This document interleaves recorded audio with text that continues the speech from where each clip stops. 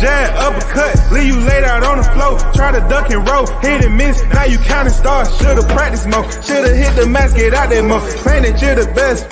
You gotta show me, son. Actions over words, baby boy. Is you real or what? Talking way too much, world come. Back sports, talking way too much, world come.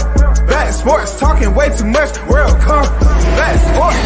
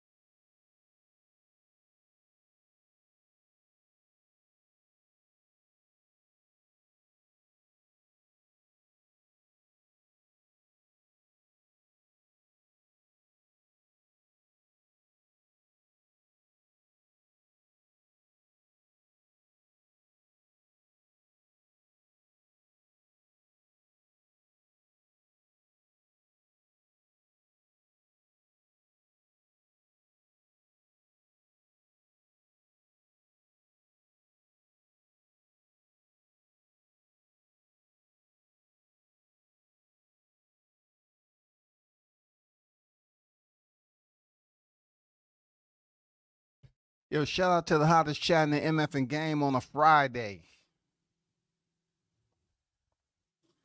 A-Side official. No negotiations needed. Period. You already know WCS is the first in the MF and building. Shout out to the supporters, those of you that's en route. Everybody that's tuned in. Let me get to the chat right quick like. Shout out to the historian on deck. TWT in the building. Salute to you. Asia Math on deck. What's good? Squad Jones in the building. What's good? So we're going to talk about one of the most controversial interviews that's been on here in a long time. I mean, we hear fighters, talk about controversy all the time, but not all of them are alike. You heard Kendrick Lamar say what? They are not like us. And Ryan doing these interviews while he's suspended to next April. And a lot of information, you know what I'm saying? And this by far was the longest interview that I think that I've watched with him on it. That where he was just in and out of controversy. I mean, in and out the door. I mean, Jesus, man. He said some suspect things on here. Shout out to Say Cheese. This their content, their audio, the interview. Very solid interview. 2 of them was on the panel, but only one of them was doing the talking. That takes discipline. That takes decorum, etiquette, everything else to go along with it, man. I'm telling you.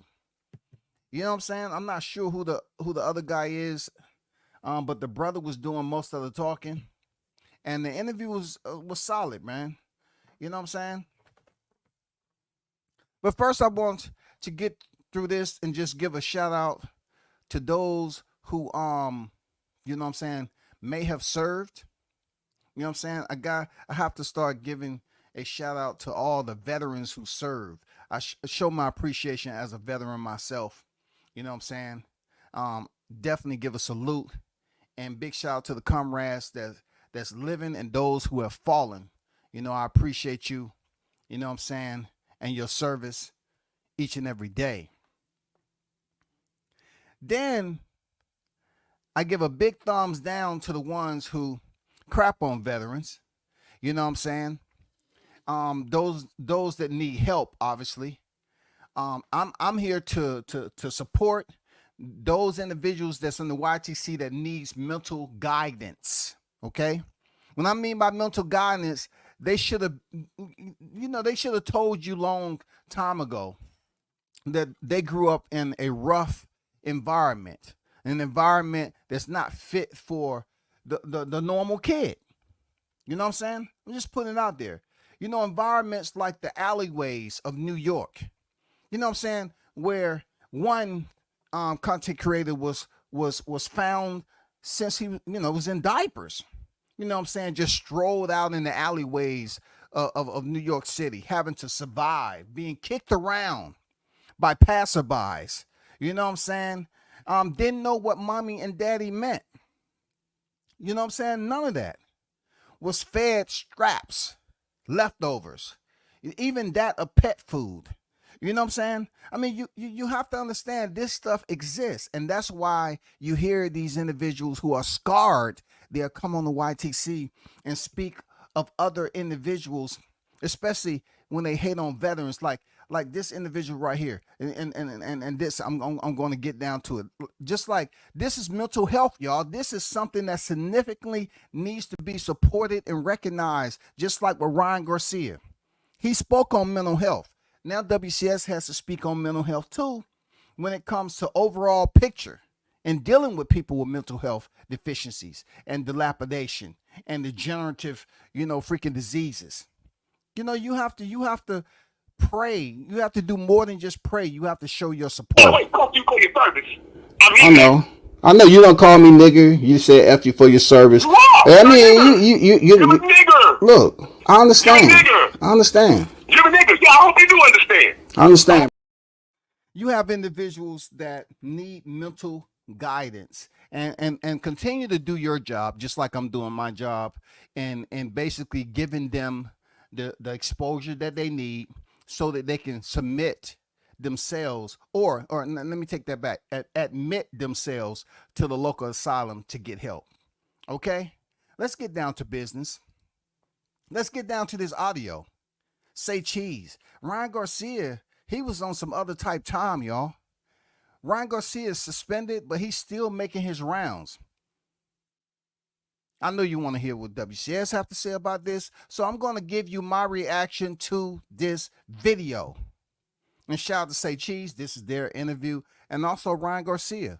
You know what I'm saying? He was in the interview. Okay? Let's get it popping. Just trying to see what my next move is. A lot of misunderstandings on what I was saying, but as far as right now, I'm doing pretty good. I mean, nothing's really happening though. I don't feel no energy. I don't feel no. Just floating. I'm just floating. That's what I said. I'm just floating, waiting for the next thing to do, and just trying to align myself to what God wants me to do. Now I'm going to, shuffle my way through this, because this interview was over an hour and 45 minutes, y'all. And I'm not going to go through the whole hour and 45 minutes. It's just not going to happen. But the first half of it was out the blocks, real lights, Paris, 100-yard dash was out the blocks. You know what I'm saying? Let's get down to it. That's it. Let me ask you this: are you really crazy? No, definitely not. I mean, I'm just more of a. Are you bipolar? Nah, I wouldn't say I'm bipolar. I would say more so. Why are you laughing? You think I'm bipolar? So this is Ryan Garcia, who has, he went through a whole pre-promo of the Devin Haney fight, claiming that he was crazy and everything like that. And he's telling you that he's not crazy. Now, granted, I'm not sure if he's had something to drink or smoke some weed before this interview, but he has been on record to say, he was crazy. Y'all don't know what it's like. I'm 25 years old, $100 million, and all this other shit. He pretty much let us know that, yeah, I got some issues going on back in the day, but now he's saying no. Okay, nah, but I think I'm just an entrepreneur. I'm just a visionary. I just understand the game, understand social media, understand everything that's going on, and I played it to the fullest ability, and now everybody thinks that I've lost. but I don't really give. So you've been playing chess. Yeah, and a lot of it's more. He said he's been playing chess. Now, what I want you all to understand is that when you are giving the perception to anyone that's close to you in your circle, right? You don't play chess trying to act crazy. You know what I'm saying? You might get something in your chest. For Ryan Garcia to say he was playing chess and losing sponsorships, that's more so like Connect Four or Scrabble or, you know what I'm saying, checkers, any type of low end board games. That wasn't chess. Because chess, you would have won the fight.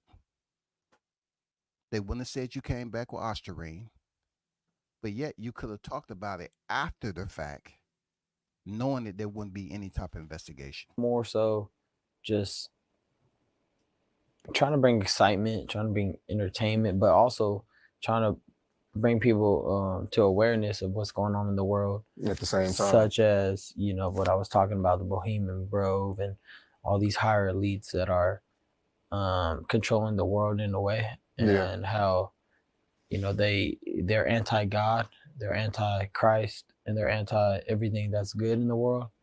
And they hide behind media and the propaganda that they spit out. And they're actually doing really sick things. And then when you speak about it, they make you seem crazy. That's the main thing they do. You're crazy. Oh my God, how could you say that they're eating babies? Because they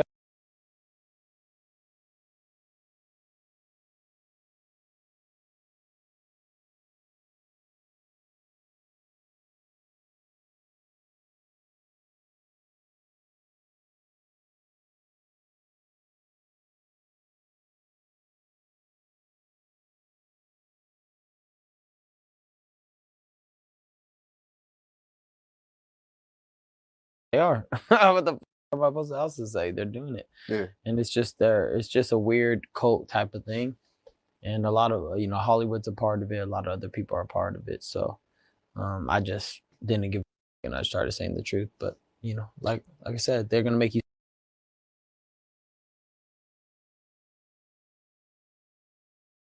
seem crazy. So, all honestly, like this, I want this interview to be like a therapy session. I don't want this to be on like I'm interrogating you. Are you on drugs, or the past 12 months have you done drugs? No, I've never done drugs. None. I've only done alcohol, weed, and shrooms. That's the only thing. Let me see. The question was, are you on drugs? Have you done drugs? Let me see. So he said he only did alcohol, weed, shrooms. Alcohol, weed, shrooms. So shrooms. Shrooms. Is shrooms a drug?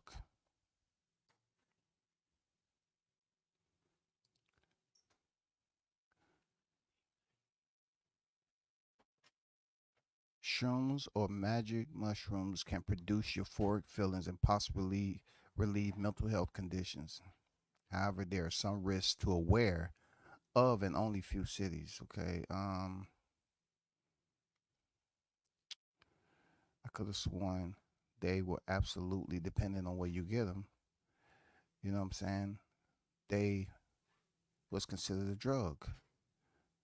Anyway, we know marijuana is a drug, so I don't know. It might be a change of the time that it's not considered that no more. Things I've ever done in my life, but no, I've never done cocaine. You never tried it? Ever? Never tried it. No, never tried cocaine. Never tried any other drug other than like what I named. Weed and shrooms. Weed and shrooms. Yeah. When he asked him, "Are you on drugs?" You know, so forth. He said he drunk. Marijuana, shrooms, but no cocaine. But it's interesting what he says about cocaine. Never tried coke or none of that. No, never. No. That's people's biggest thing. They think you're on coke. They you come out. Everybody's on coke, I guess, because anytime somebody does something crazy, oh my God, Ice Spice is on coke. She lost weight. Yeah, I've seen that. This person's on. Oh, they do coke. oh my God, this person, like, bro, what does coke do to you? I mean, is coke really that crazy? Yeah. Because I don't know. A lot of people I on coke. I could drink a little bit of this tequila. I feel the same way, I guess, but I don't know. Like, I don't know what coke would do to you. I mean, I see people doing it all the time, and I mean, they seem a little weird, but not that weird. Mm-hmm. So this the part where I feel indifferent.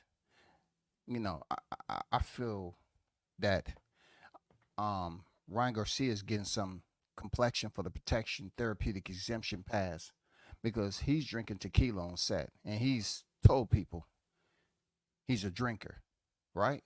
But there are other fighters who have been on record as being drinkers. But I guess if you don't allow the drinking to place you in a public setting, which is considered to be criminal due to your actions, your negligent actions, I guess you can come on the show and talk about drinking as if it's just a social type thing. You know what I'm saying? Social behavior. You coming on here and drinking tequila during the daytime. You know what I'm saying?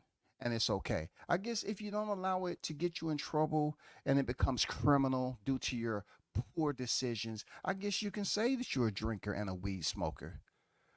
But if you have an accident or you seen in public intoxicated, you know what I'm saying? I guess you have some explaining to do. I guess that's when the extended arms and finger pointing is gonna, be in full effect. You know, I mean, I'm just telling that people already know. It's not something that is new. Like, what I'm saying is not new. It's just people that at my stature never have really said, never really spoken about. I mean, you had Cat Williams speaking about a little bit of it. You got a lot of other, names that are now starting to come out. Like, yeah, there is some going on. Obviously, you've seen the Diddy thing, and then you see, Nickelodeon documentaries, and you see all the things that I was saying right before it came out, and then the earthquake stuff. Well, but that happened every day though. No, so basically, you were pretty confident fighting Haney. No, I wasn't confident fighting Haney. I stopped letting people tell me what they think is best for me when I already kind of knew what was best for me. I probably shouldn't have lost all that weight for Gervonta fight, but everybody, they all had their opinions, and I was letting everybody in my brain, and you should do this or you shouldn't.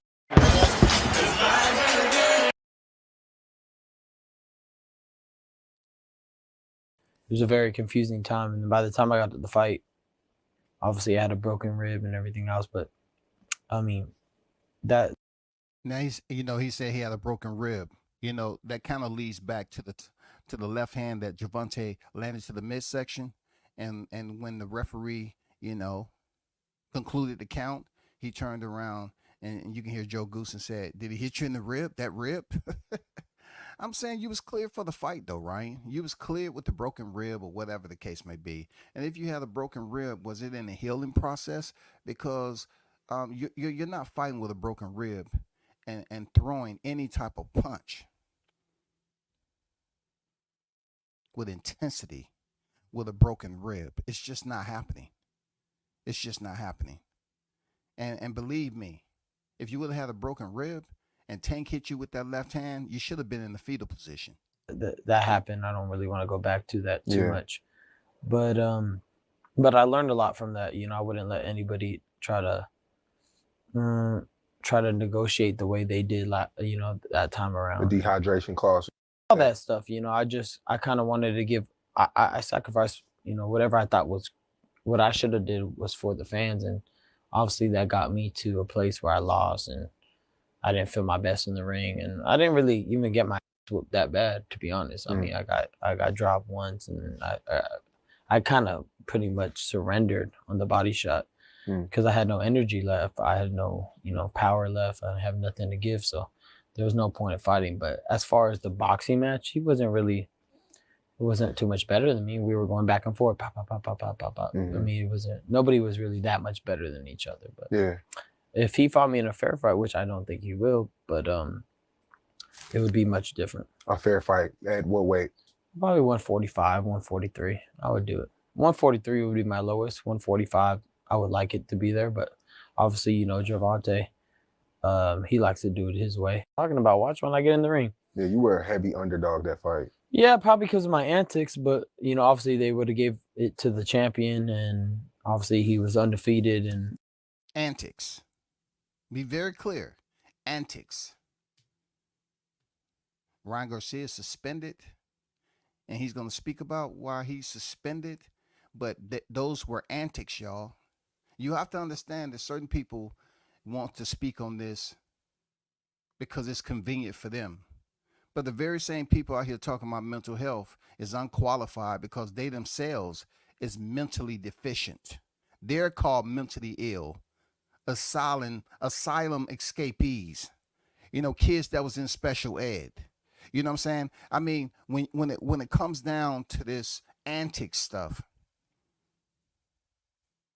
people didn't hold Ryan accountable as long as they should have for freaking putting on these antics and basically claiming mental health. You know what I'm saying? People find it easy entry to use that as a go-to when they're pretty much acting a fool. You know what I'm saying? There's a lot of antics that goes on the YTC. And some of them are mentally deranged. And there's others that's just going along with the antics.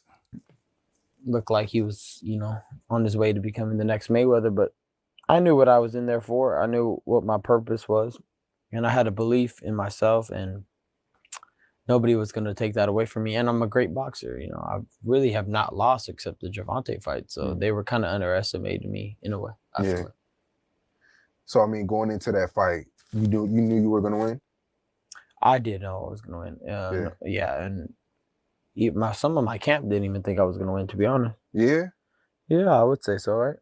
Yeah, they didn't think I was going to win, but some of his camp didn't think he was going to win. I mean, if they still employed, hey. But at least they was trying to tell them, somehow he found out how unsure they were when it came to him splitting the ropes and stepping in there with Devin Haney. They was unsure that he was going to win. I mean, was it because of his talent or because of his antics that they didn't think he was going to win? Because the inner circle always knows everything that's not really presentable to the public. You feel me? So, you know, maybe he was drinking and smoking too much because he doesn't do drugs. He's just drinking, smoke marijuana. He doesn't do drugs. well, what am I going to do? You know, I knew I was going to win. I knew for a fact I was going to win. There was no doubt in my mind. I was like, I'm going to beat his ass. It's going to be easy. He fucking sucks. Did you watch the Oscar interview with Shannon Sharp? I did a little bit. Yeah. He said the week of, you were partying with girls in your room, drinking. No, I mean, I went to Tao nightclub on Monday, and then I did a lot of other things. There was a girl in my room, but I wasn't drinking with her. I was just talking to her. And talking. We weren't even naked, which was amazing. It was a conversation. Great combo. Great combo. And then she left. Said it was just, you know, he had a female in the room, which I really don't have too much to comment on. You know, they say you're not supposed to be engaging in sexual activity, you know, when you have a fight on deck, because it pretty much takes your legs away. That's what's been said. You know what I'm saying? And that was it. Yeah. I don't know. Okay, let's leave it at that. Yeah. He's not as active on social, so the Davis fight did 102 million.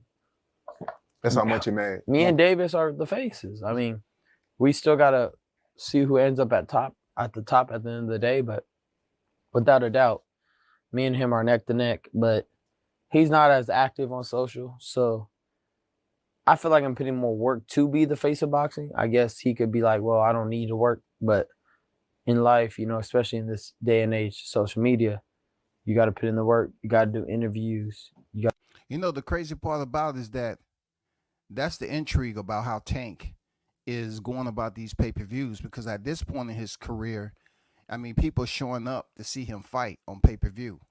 So Ryan Garcia speaks about how you need to sell yourself. And, you know, I speak about this too. Like, you need to know how to do interviews. You need to be able to have a connection with your fans, connection with those who aren't your fans.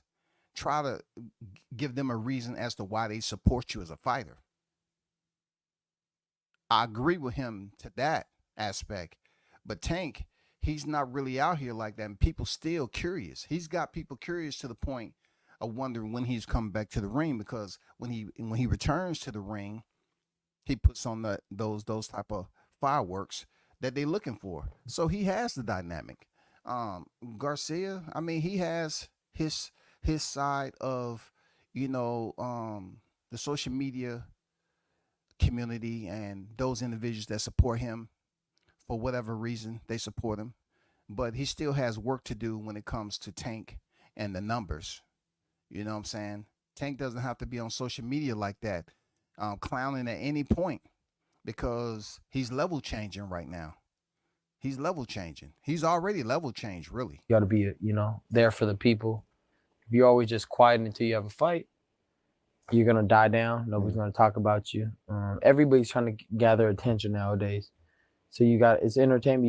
You gotta put yourself out there and see what it is. I mean, Gervonta is a great fighter. He has, a great fan base. But I think if he doesn't put in the work, then people are gonna get ahead of him. Yeah, I can also say this too, like the promotion you did for yourself going into the Haney fight. I haven't seen nothing like that since Mayweather.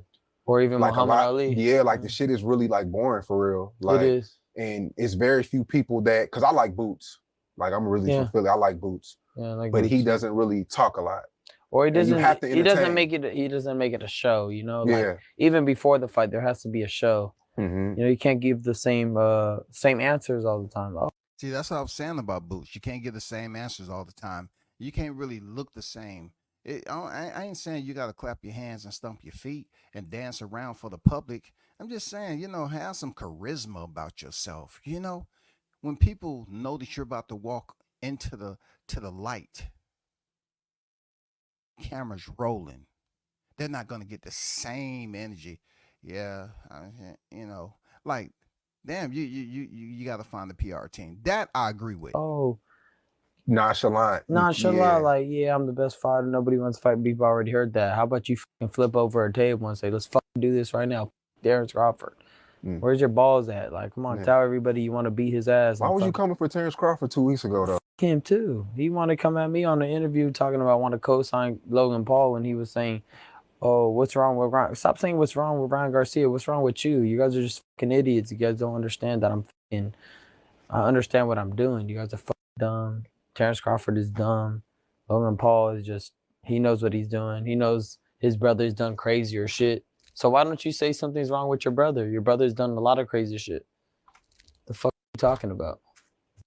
He went in on, just for a brief moment on Terence Crawford. You know what I'm saying? To say a person is dumb, I mean, that's just one of those low-key grade school type of insults. To say somebody's dumb in a certain area, I get it.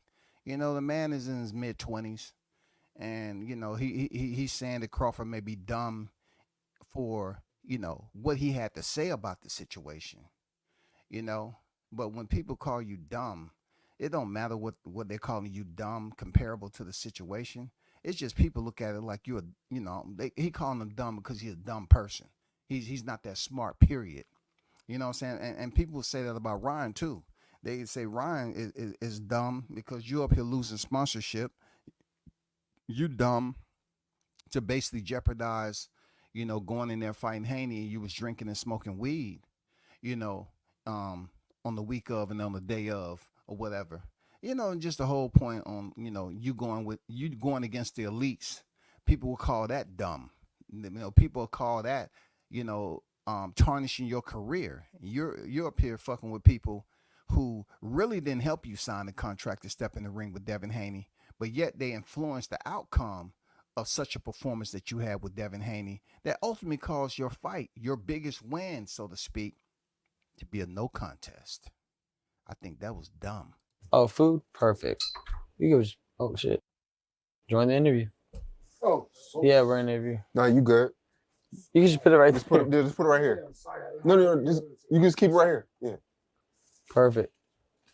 Yeah, because I mean, when he won the fight against the guy 2 weeks ago, fighting up, you were upset about that. Oh no, I wasn't upset. I just thought he. You just said you. Introducing Lumi.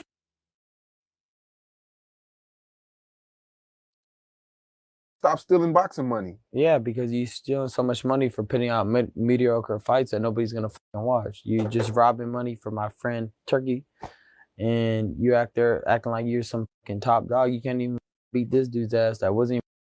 And see, this where it comes down to, like, Ryan, he's shown to have the attraction with the Gervonta Davis fight and the Devin Haney fight. No one really wasn't looking for him with Oscar Duarte. Let's be honest with ourselves, right? Without a freaking priest being around. So, you know, when he's talking about stealing money, like, how many people lost money in the aftermath of what transpired between you and Devin Haney? If you want to be clear, how many people lost money on that? I mean, what was this reverse of transactions that was going on because you popped dirty? You know what I'm saying? Regardless if you say it's sabotage or not, how many people lost money, Ryan? How many people lost money, brother? You know what I'm saying? And then you look at Gervonta, right? Yes, you went in there and you pushed the pace early.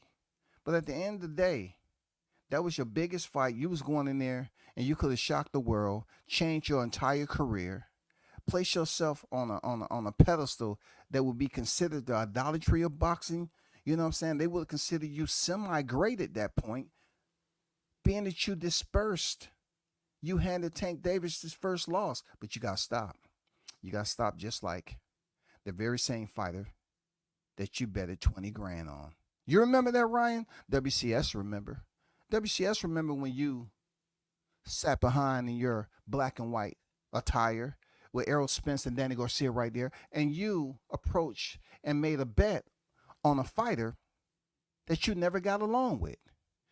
I don't know if it was for show or it was just antics, but you bet 20 grand that Rolly Romero beat Gervonta, and you say, I'm good. And Errol had to ask you, hey, you ain't playing with me. Don't play with me. Don't play. No, I'm good. I'm good. I'm good. I'm good. I'm good. You just went up there and threw away $20. I guess that was antics, right? You know what I'm saying? Like, the caller, to say somebody's stealing money, you're donating money, bro. You're donating money because that was on camera. So Rolly lost. You lost your money. And then you get the opportunity to fight Tank, and people looking at what you bet and all the talk that's going on. You know what I'm saying? You complaining and whining about Tank being late to pressers. I guess those was antics. Even that good? You don't think so? No, he wasn't that good. None of these motherfuckers are that good, bro. Terence Crawford really hasn't beat nobody other than Errol Spence Jr. that went through a car crash. Man, you tripping. You know what I'm saying? Like, bro, this is coming from a fighter who just won. His only claim to fame is an interim WBC. I'm the one that came up with Ryan Lion Garcia.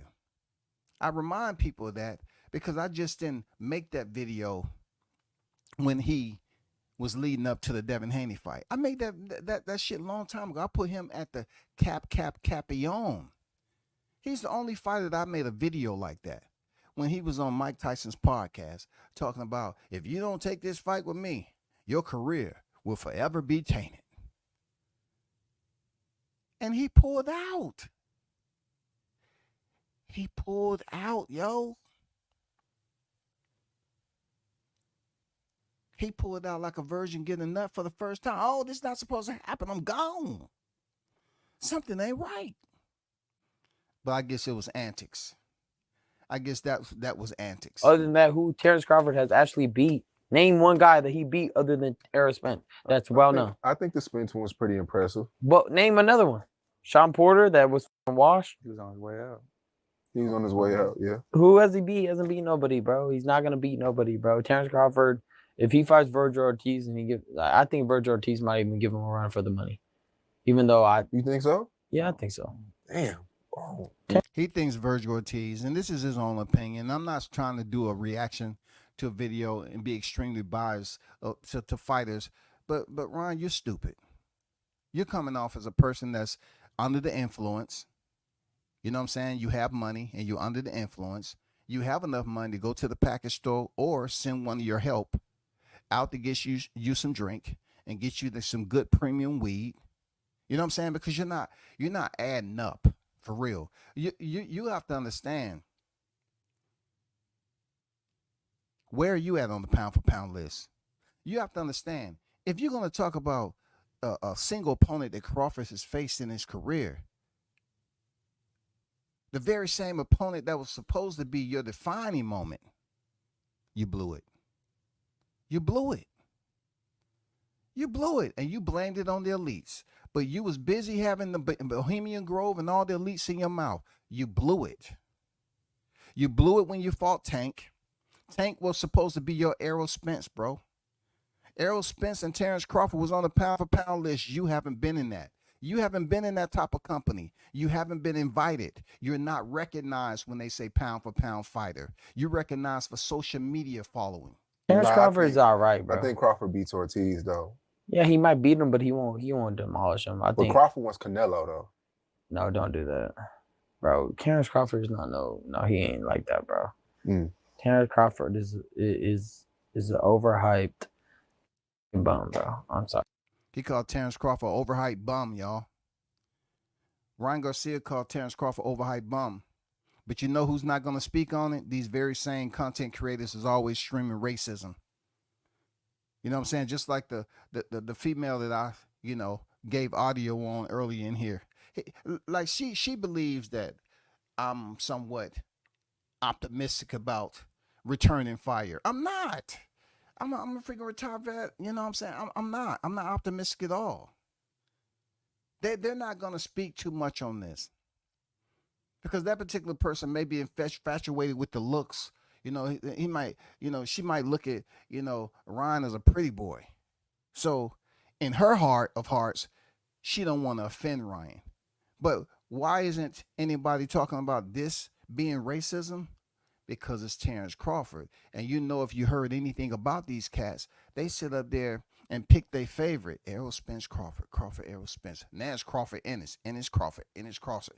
Now, they still have hatred towards Crawford. So when he say that he's an overhyped bum, it's not going to be any freaking live streams for them females talking about Ryan Garcia's a racist. Because he's criticizing another black man that's unpopular in the eyes of these hypocrites. You know what I'm saying? These cowards. Sorry. Somebody got to say it. You're an overhyped bum, bro. I'm looking at the camera right now. You suck, bro. Just stop acting like you're like that. Stop stealing boxing money. You're wasting everybody's money. You're not entertaining, bro. You're boring as come see me in the ring if you think I'm talking shit.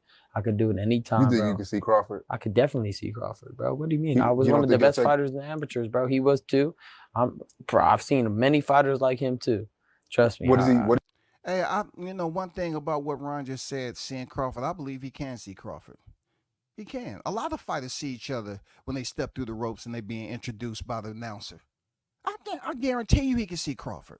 When they're standing up there looking at each other from across the room, and he see the whites of Crawford's eyes, just like he did when Jose Benavidez was to the lead up of their fight, and Crawford walked around the corner. All you can see is the white of his eyes, and Benavidez pushed him, and he almost hit him with a right cross.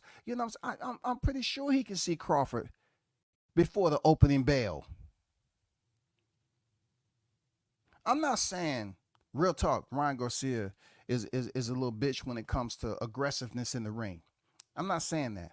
But to just call a fighter a bum when you haven't even came close to beginning to stack the accolades, now that's troublesome right there for me, Ryan. That's troublesome. And I know what you're doing. You're trying to say, you're a better seller, you have the more fans, you're a pretty boy, people gravitate to you, but yet you're just like everybody else that's in the cart of the train that's going to the Crawford station. You're clouding. That's all you're doing. You're clouding. You becoming a clouter, just like I've mentioned with a lot of other people. You're clout chasing Crawford's name. So to act like you're not clout chasing, you're trying to downplay. You're trying to basically devalue what his accomplishments is and who he is as a fighter, just to put it out there that, oh, he can't whoop my ass. He can't whoop my ass. It's the same shit you did to Tank. It's the same shit you did to Tank. Yeah, you got the win over Devin, but this is a whole nother ball game of you moving up to 2 divisions to try to go in there with somebody like Crawford. But it sounds good, though. Real talk, it sounds good. What does he do well, though? He does well by adapting and changing up his style. You don't think he could take away your left hook? I don't give a fuck what he could take away. I could find a way to get him too. Mm. Fuck him, bro. He's not that good, bro. He gets hit a lot, bro. He gets wobbled, hit, bro. He's not untouchable, bro. You acting like he's Mayweather. He ain't Mayweather, bro. He's just another. A lot of every time he wins, the Twitter does compare him to Mayweather. He's not, bro. Mayweather was Mayweather was different, bro. Mayweather got hit by one guy, Shane Mosley Jr. That was it. I mean, sorry, Shane Mosley. Sugar Shane. Sugar Shane gave him a rock power. Yeah. And Madonna. So the Marcus Corley, he didn't land any shots either, huh? Zab Judah, I guess he was too fast. I guess Zab shot the first person to actually knock down Floyd, in my opinion. You know, but you're trying to say nobody else laid hands on him. You obviously did not watch enough of Floyd's fights. I heard him a little bit too, but the main one was Shane Mosley. So not to forget the Argentinian OG, Marcus Madonna. Yeah, the same one who put hands on AB. Yeah, look at the replay. He's not Mayweather. Don't compare people to Mayweather. There's one Mayweather. I don't think he's Mayweather at all. He's not Mayweather. He's more of he's a good fighter. He is his own person, Terence Crawford. And I don't think that he's not a great fighter, but I don't think he's as good as people say. He's not like a Sugar Ray Leonard, not Tommy Hearns. You can't do that because he's not like that, bro. He hasn't fought nobody that has firepower like him. Who would win, him or Boots? I like Boots. In my opinion, I mean, I like Boots. See, this is where, when it comes to boxing talk, like you say to yourself, damn, who do I take serious, man? Who do I take serious? I'm talking about in my sobriety. I created that. In my sobriety state, who do I take serious, man? When you hear bullshit like this, and you saying to yourself, Crawford has 41 victories. Boots is just short of 8, I think. And the accolades are invisible. The accolades is a freaking David Copperfield, David Blaine, Vegas Magic Show special. You're not supposed to see what you think you're seeing when you see it and how you see it, because it is a show of magicians. Where are both of y'all accolades at when it comes to your professional ranks? That's all I'm asking, man. Please provide me with the details. Boots, I don't think Crawford could keep up with somebody that talented and young and fast. I haven't even seen him fight somebody talented, young and fast. Have you? Can you name one? Nope. I think Boots gets his ass. Not by a lot, but I think he beats him. Yeah, Boots is really inexperienced too, though. He is. They both had. Shout out. I don't know the guy's name. Say Chief, man. Shout out to him for not just nodding his head. You know what I'm saying? He said, "Hey, Boots is inexperienced too. He's not just going along to get along with the bullshit that's Ryan's saying because he's sipping on tequila." See, one thing I see was Ryan, he get it confused. He used to drinking out of shot glasses or freaking, them short, just glasses in general. And the tequila to him has now become to look like freaking Dasani or Deer Park. He can't switch the two up. When he put it to his mouth, they taste the same now. I'm just saying, I'm not taking shots. The problems with that European style, I don't think they're good with Europeans that go in and out, in and out, in and out. Because you've seen, obviously, both the times they fought a fighter like that, they give him problems. But I think them together would be a good fight. And I think I'll go with the youth. I think Virgil Ortiz gives them all problems. But like I said, bro, I'm trying to... I think Boots washes Ortiz. That might happen. He might wash him. But then again, Boots, we don't know what Boots can until he gets in there in front of somebody that's nice. We have to see him with somebody that's really good, like a Gervonta, like a me, like somebody that has that natural talent, Some people just got it, like, boom, damn, that was a crazy shot. Like when Gervonta hit somebody, he's like, boom, oh, fuck, what was that? When I hit somebody, boom, what the fuck was that? Like, those are certain type of fighters where, like, you never know what's going to happen. We could just be acting like nothing's happening and just boom, one shot could change it all. So we got to see them with those type of fighters. I would like to see you fight Pitbull Cruz. I would love that too. He just lost, but yeah, I would love to fight him. That was a good fight. I don't really think he lost for real. No? I think it should have been a draw. No, he lost. Ryo beat his ass, bro. He did. Damn. He didn't beat his ass. But I see Ryo about to fight Tank now. Nah, don't That's do what that. they're saying. Don't do that. Tank will wash him. Ryo will get knocked out within like 6 rounds. You think you could beat Ryo? I would do that for fun. See, you know, it's cool. Listen to Ryan speak. You know what I'm saying, doing his suspension. But he's becoming, you know, hearing him talk, he's like a sideshow at the carnival. You know what I'm saying? A lot of stuff that he's doing, you know, it looks good. He's practiced it over and over again. He's a good speaker. Ryan is not as dumb as you think. You know, Ryan is, I would say, without any type of disingenuous, you know, part about it. He's a smart guy. Real talk. He's very smart. In certain boundaries, he's very smart. But when it comes to his resident evil, he's extremely biased in a way where he's not corrected with intensity. He's not corrected to get called out on his bullshit to say, no, man, you're just up here, you know, taking advantage of who you are and trying to elevate yourself to royalty status without the freaking accolades. You need accolades to get the crown.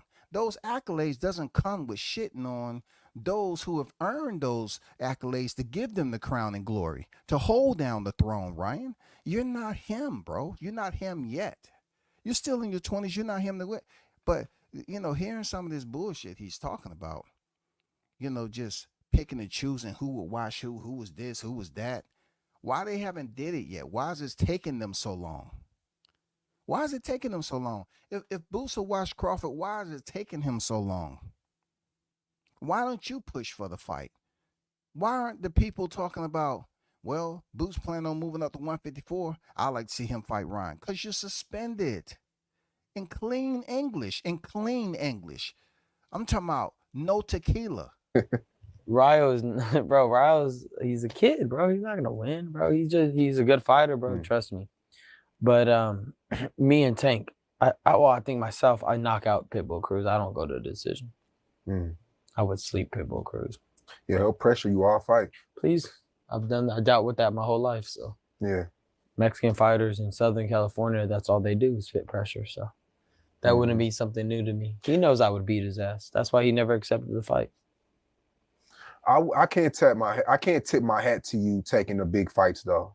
I do. I'm gonna do a bare knuckle match with some random. Yeah, you are crazy. And then I'm gonna do an April fight with whoever the wants it when I come back to boxing. So, like I said, when I come back to boxing, it's gonna be the biggest fight because I'm coming back. Because they now that part of it, I believe he may have some credence. You know, there may be some validity to that. When people are very curious, you know, they're gonna be wondering if Ryan's gonna come back and take a tune-up. People are very curious to know what's going to happen next year. See, that fight is so long away. I mean, you know, so far on the damn boxing calendar that it's not even worth me continuing to talk. But he is partially, you know, true in that perspective. People are going to be anxious a little bit. His fans, they're going to be, hey, I wonder who he's going to fight, And then you have to think about him taking a year off. What weight class? Is he going to commit himself to 147? They banned me. You guys, I never cheated. But so that's why my fight's going to be the biggest fight. You got Devin Haney fighting at the OC Fair. So when he returned to boxing, he said, boxing missed me for 3 months. Nobody even knew you were gone. If your daddy ain't speaking, nobody gives a fuck about you. Second of all, how you gonna fight a random ass civilian in the OC Fair? Didn't even get a knockout there. You can't even knock out a civilian, let alone a professional fighter. That's the fight I was talking about. Bro, it's been 3 years or 4 years since you got a knockout. What the fuck is going on? I think Devin Haney should go back to fighting Rollies. I think that's a good fight. I like Devin Haney though. I mean, he went to Australia, fought twice. He takes on the good challenges too, though. Cambosis? I feel like Cambosis? Cambosis? Are you serious After right the now? Cambosis fight, though, who was the Lomachenko? he lost that fight. He lost I feel to like he lost that Lomachenko. fight. He did. I was there in.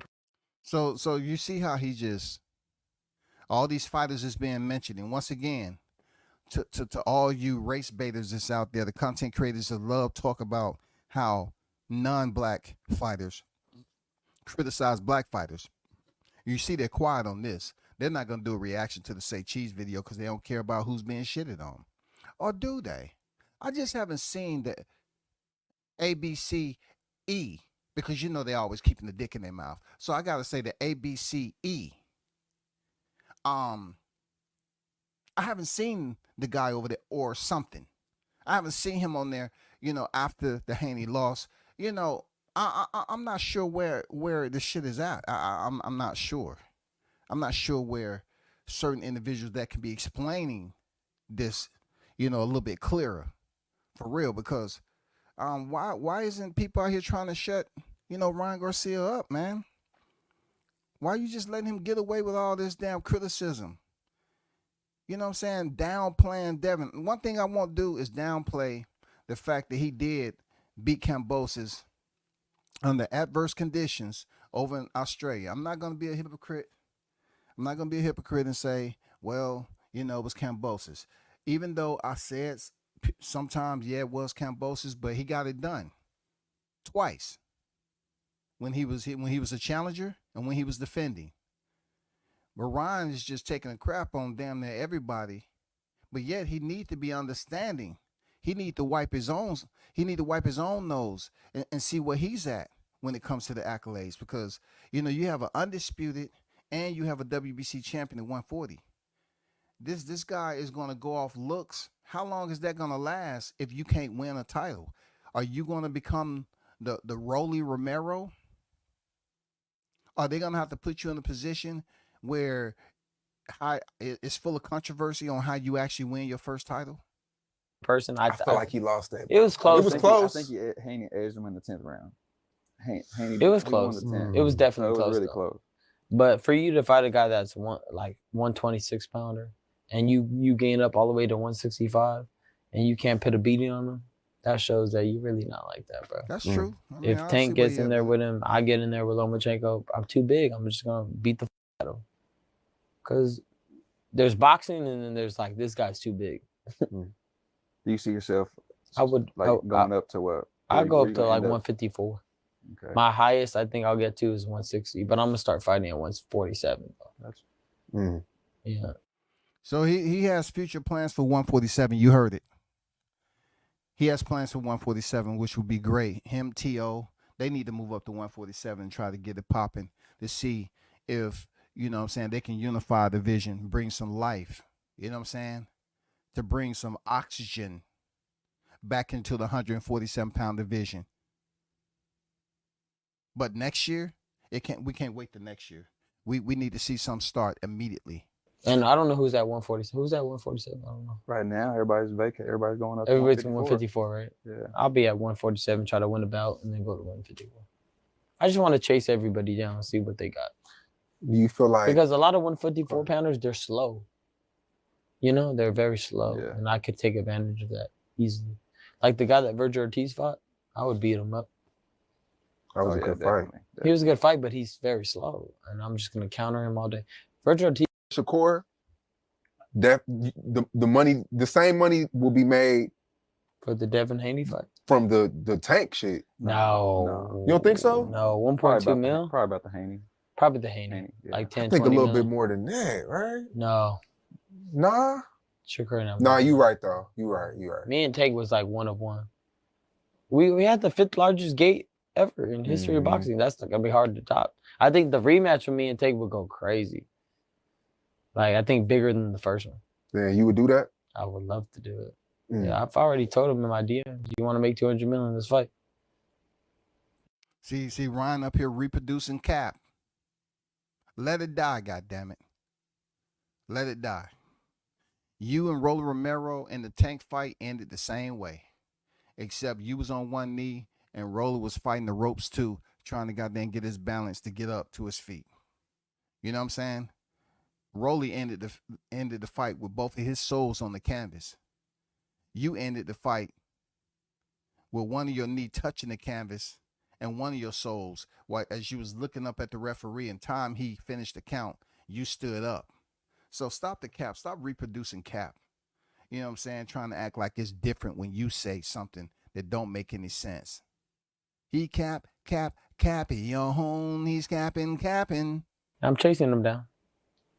But he's pretty quiet right now. You know what's up? I think the Shakur one will be a hell of a fight, man. I want to see Gervonta versus Shakur. Why not? Who you think will win? Gervonta. You never sparred or anything with Shakur ever? Never been in the same gym Oh, with no, him? I fought him. And I beat him, but they robbed me. Where'd y'all fight at? It was like this junior national thing. Yeah. Hmm. Even They robbed him, y'all. You hear him? You hear him?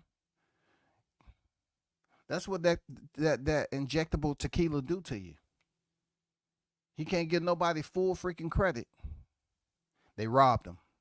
Why can't you just go in there and have a definitive win where people can say, oh, he clearly won that. Ryan clearly won that fight. Just like, look, if your freaking matches with Gervonta would have ended the way your Haney fight and you clear out the door, you get the victory, then we're talking about a whole nother conversation for me. You know what I'm saying? You're talking about a whole type of a different conversation, different energy, different language. even my dad, everybody was there. Everybody said I got robbed.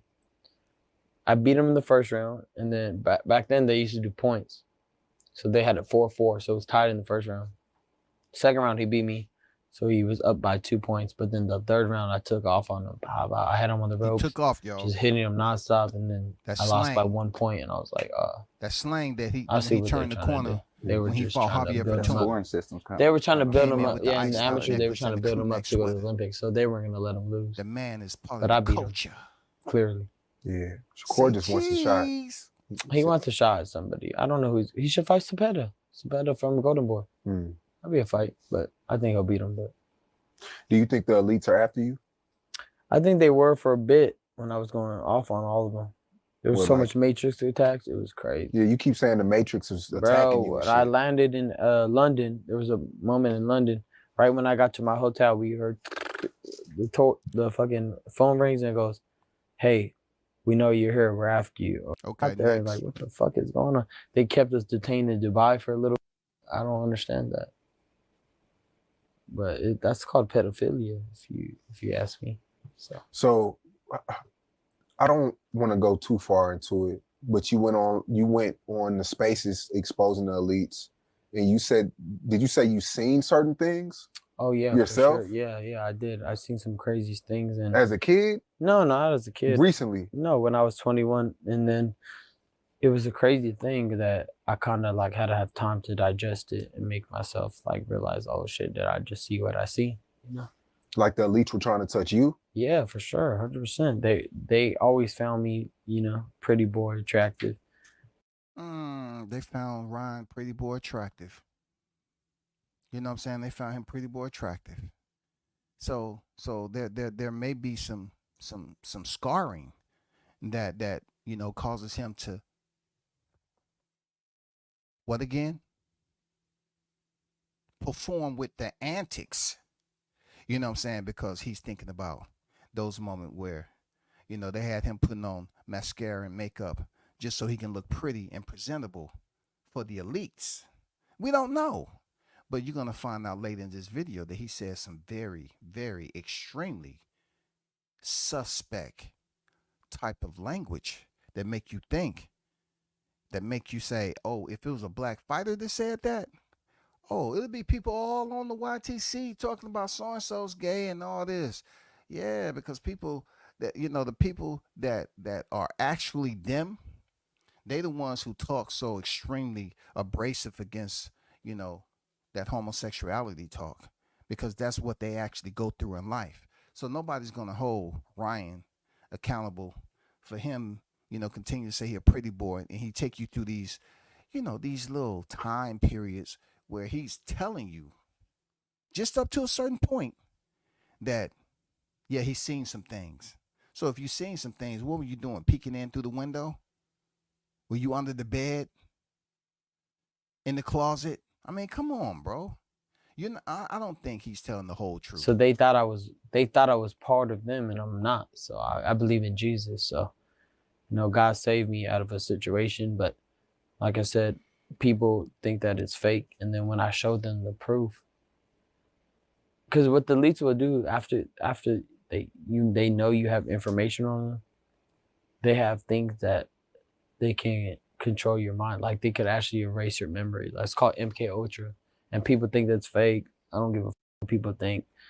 They literally have things that could with your brain. And for a long time, Moving on. And You think that was a setup from the elites too? I don't know to if it's fuck up from your the money? elites, but I know that maybe it could trickle down to the New York State Committee. Who knows? Nobody's gonna believe that. Oh my God, this is happening. Like I no, didn't this want to is skip happening. this I because seen it. I know what it is. he pretty much And saying, like I said, nobody believed me for years. you know, the and years, reason and why then his this time his around, I was results like, came up the way you it did guys, after the Devin Haney this fight shit was is because of real. the elites. You guys could look into it. If you don't believe me, love, could go read a book. You guys are dumb, and I'm just gonna stick by the truth. And when I did that, people started getting behind me, and they're like, "Wait, this is real." You know, when they started looking. Because one thing about it, your story never changed. Not once. Everything you saying now is what you said on the spaces. When Andrew Tate was like, "You Yeah. better be careful. They're gonna touch you." I was like, "They can't touch me. I'm with God." Everybody said I am. I said I am God. No, I said I'm with God. And ever since then, he was right. I mean, they did for me a lot. You know, obviously this weird ass thing came out after I beat Devin Haney, where said I did, you know, steroids. Obviously I didn't. And You think that was a setup from the elites too? I don't know to if it's fuck up from your the money? elites, but I know that maybe it could trickle down to the New York State Committee. Who knows? Honestly, the elites are in control of everything. And like I said, you don't wrestle against blood and flesh, but spirits and principalities. So it may not even be what they think it is. It's about what the devil and what their spirits are controlling people, and they don't even know it because they've allowed it to happen. Some people don't care about the afterlife. They care about what's going on now. Yeah. So that's easy controllable. If you don't care about what's going to happen to you when you die, a spirit could come and control you. You don't even know. Like, you know, you just don't know. So at the end of the day, I don't know if it was exactly the elites, but I know that there was this very weird thing that all of a sudden I did steroids after 5 weeks of testing. So I did 5 weeks of testing, clear all the way through, and then the day before and the day after I tested positive. So all of a sudden I did drugs the day before. I don't even take supplement. I'm scared to take supplements. You ask. He doesn't take supplements, y'all. Just a reminder, he was on record as saying he took ashwagandha. I don't know what ashwagandha is, though. Is it a supplement or is it a feeling of euphoria just thinking about the actual supplement? Does ashwagandha give you that type of effect? Is there like a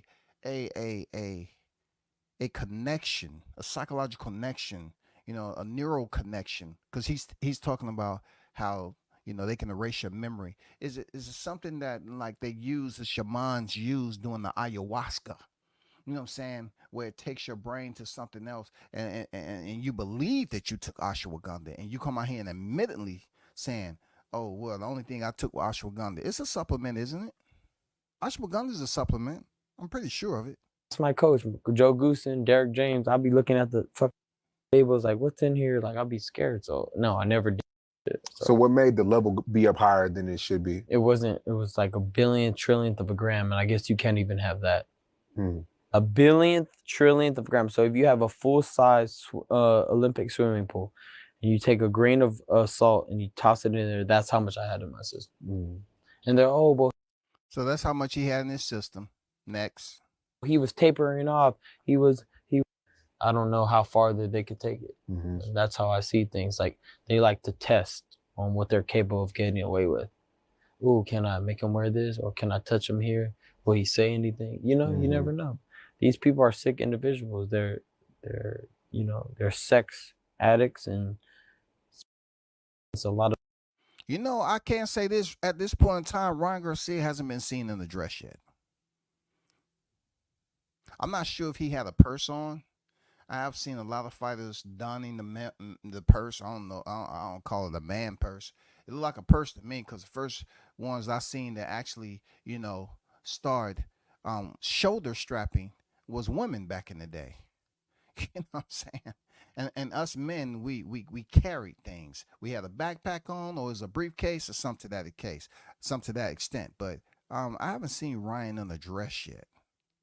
I guess they waiting for him to come to Hollywood full time before he has to come out here. I haven't seen too many people escape that. Some people that I thought, I'll never see in that, they end up, wearing that 3/4, that 3/4 length dress, or above the knees, or whatever the case may be.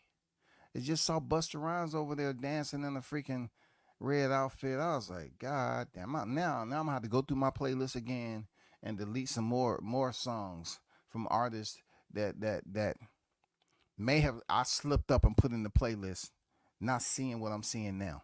Of these things, I mean, $150 billion industry, yet no celebrities are really speaking about it.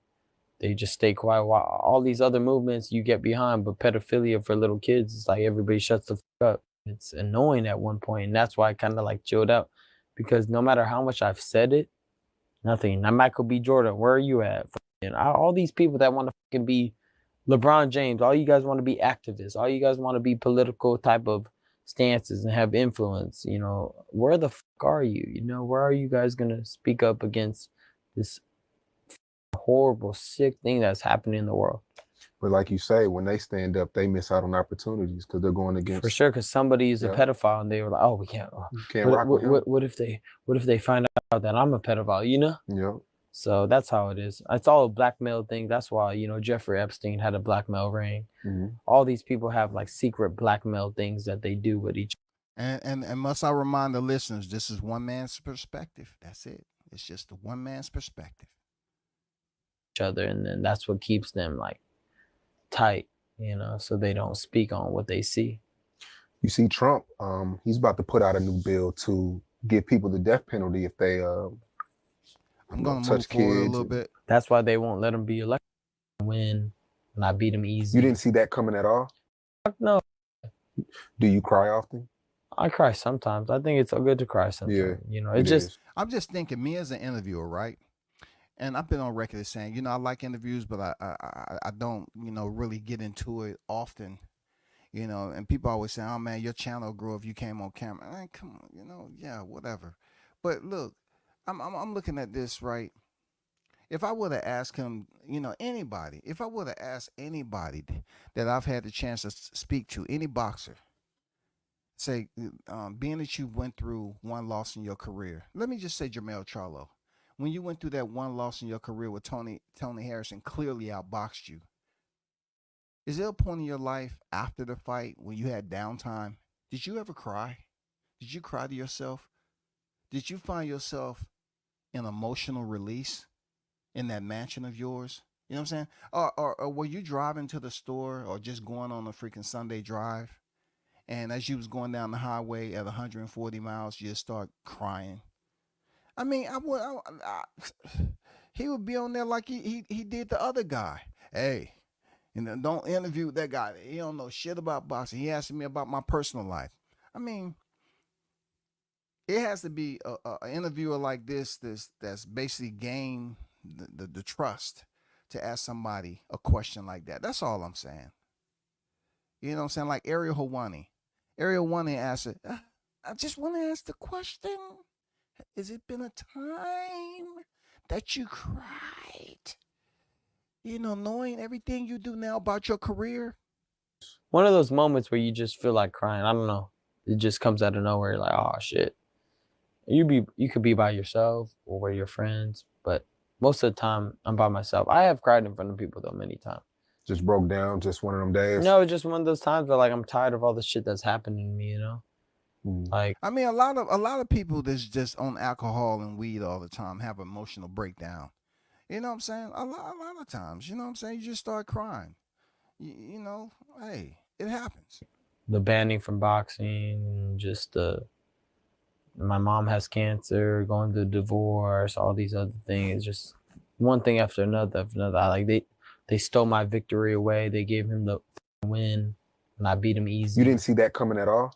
Fuck no. Like you really... Bro, I was chilling after I won. I was like, yes, I won. Like, I didn't even think that they would have this thing under me that I would do steroids. And then when I got the call, I was like, what the did I do steroids? When the and I was trying to look at anything I took. That's why I posted the ashwagandha thing. I said, this is the only thing I took. What the going on? And it's just bullshit, bro. You look bigger that fight though. Yeah, of course. Because Devin Haney comes in way heavier, so I ate a bunch. You didn't meet weight, right? Of course not. Did you give him the 500,000 that you? I gave him that shit, and they still complain. So that was real. Yeah, they complained about the whole shit. They keep on saying, "Oh, he came in overweight." You took the money. You can't even talk right now. You took $500,000 out of my pocket. Now, one thing I would say is, yeah, there's correct and incorrect choices. Goddammit. And whether to say in hindsight that was an incorrect choice, nah. I mean, they wanted the money for every pound. They shook on it. People, I mean, I'm talking about double time, y'all. They was goddamn had they spikes on and everything. They came out the blocks. live stream, I gotta go. Let me go to my front porch. Oh shit, it's drizzling outside. It's drizzling outside. Damn. Well, let me go to my car. Let me go to the corner and sip on some shit. Get my head right. Damn, all the thunder outside. I mean, they had to find some corner to speak about what you just heard. You know what I'm saying? They had to come back and speak on it, bro. They had to. They had to come back and speak on it. They was freaking sprinting back to talk about that shit. Okay, shut the fuck up. How you gonna talk about he came in overweight? You took the money. There's correct and incorrect choices once again. When the money was received via the handshake, it was agreed upon. But yet after the fight, seeing it play out the way we did, now they want to talk about Ryan coming in overweight. No. You can't do that. You can't do that. People were literally driving down the highway at high speeds to get back. Oh my God. They bet $500,000 per pound. That's $500,000. That's not like $10, $20, $100. That's $500,000. Shut the fuck up. You can't even complain to me. Like, that's what I'm saying. These people are weird. Devin so that Haney, worked. You missed weight on purpose. No, I didn't. Okay. I tried to make my weight. Obviously Mayweather wanted to do that funny thing we did, but that wasn't true. That wasn't real. What? Explain that. Mayweather said that. I told everybody because Mayweather wanted me to tell everybody that I said that he told me the 3 pounds. Like, don't come in 3 pounds. That wasn't real. Yeah, okay. That was a joke that we did, and we're like, oh yeah, let's do it. Let's tell everybody that we came up with it. At the end of the day, I tried to lose the weight. I was in hot baths trying to lose the weight, losing so much weight. I was like, I can't make the weight. I'm gonna be 143, and I guess that was the weight limit that you could do before they canceled it all the way. So the 3 pounds made the limit in a way, and he accepted the $500,000, and that was that. And again, he even said it before the fight. I don't care if he came overweight. There's levels to this. I'm gonna beat him easy. You're gonna see the difference. Motherfucker got knocked out, and they goes, "Oh my God, he came in overweight." Like, bro, what? You can't do that. That's a big being country. That's he's a pussy. That's being hypocritical. He's a pussy, straight up. He's a pussy. Even when I seen him in Miami after I talked all that shit, he was looking at me like he wanted to fight me, him and his friends. In Miami? Yeah, we ran into him after the fight, and I was like, keep jabbing, champ. And I just kept walking. Where were y'all at? He looked stupid at the one hotel in Miami. He looked stupid as interesting. I thought y'all were good friends outside of the ring. No, I don't like that piece of shit. He's a phony. He wants to be Tank. He wants to be Mayweather. He wants to be everything but himself. Dang. Oh. He's saying he wants to be everyone except himself. Do y'all agree with that? Do you believe that Devin Haney lost a sense of direction? You know what I'm saying? Do you think he lost a sense of direction in society where, the social control that he used to have when people comparing him to Floyd, his individual behavior has become ineffective? Do you believe Devin Haney is at that point? Do you think he's lost direction? He's lost social control? You know, being that he had gained so much momentum from becoming undisputed.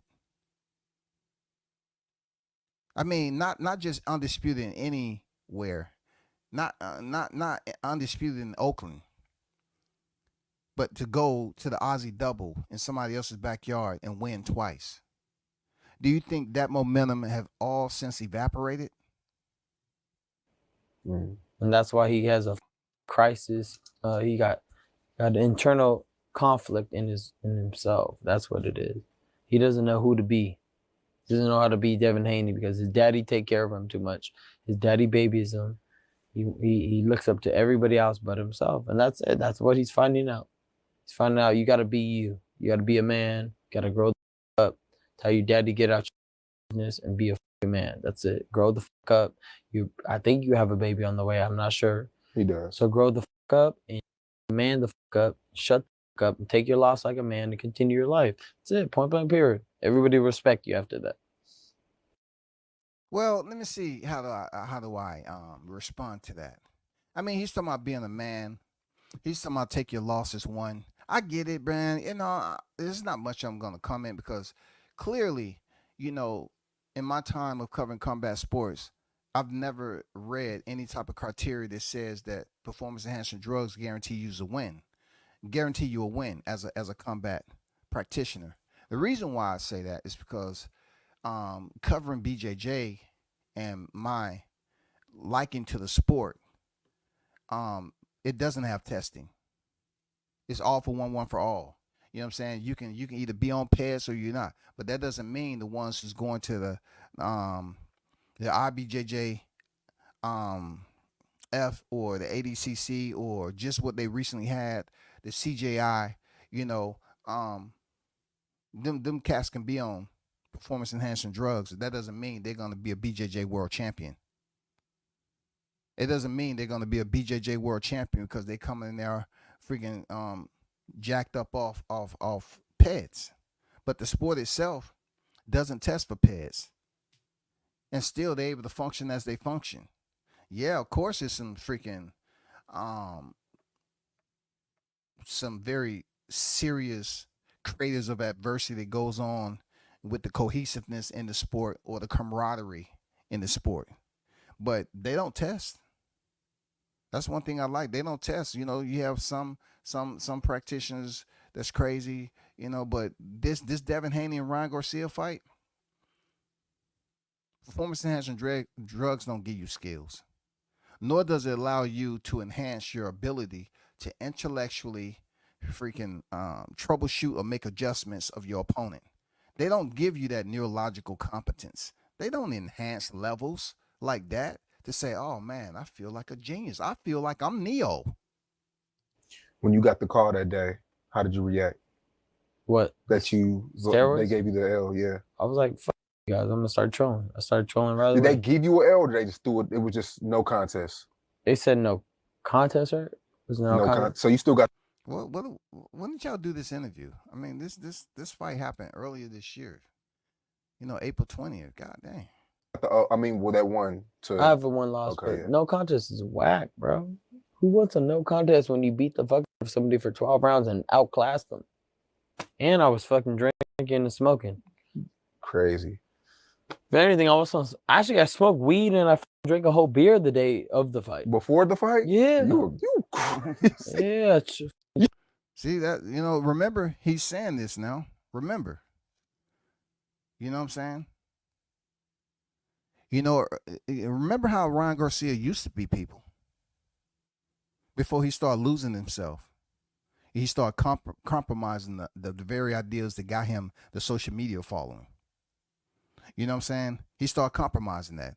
Now, I always remind people, when he turned the corner with that Javier Fortuna fight, he came in there with the crew neck, he came in there with the ice chain, he came in there looking different, and he had committed to turning the corner to basically gain traction and catering to black fight fans and the culture of boxing. He didn't want to be the guy who wear the black and white tuxedo like he's headed to a bar mitzvah. He didn't want to do that no more. But now he's talking about bragging about drinking a beer and smoking. Listen to him. Chugged the whole different, blue man. moon, and I was like, damn, I might be too high. I might have to like, take some shit, like some coffee or something to like sober me up. But by the time the fight happened, though, I was sober. I was like, yes. He's saying he was sober by the time the fight. Cap, man. You up here bragging about drinking on the day of the fight and getting high. You know what I'm saying? But yet, by the time you made your ring walk, you was sober. Who took the test? Did they give you a cup? Did you do a field sobriety test? Who gave you a test, bro? But that weed was strong, bro. Being able to have something to always protect myself with this Berna allows me.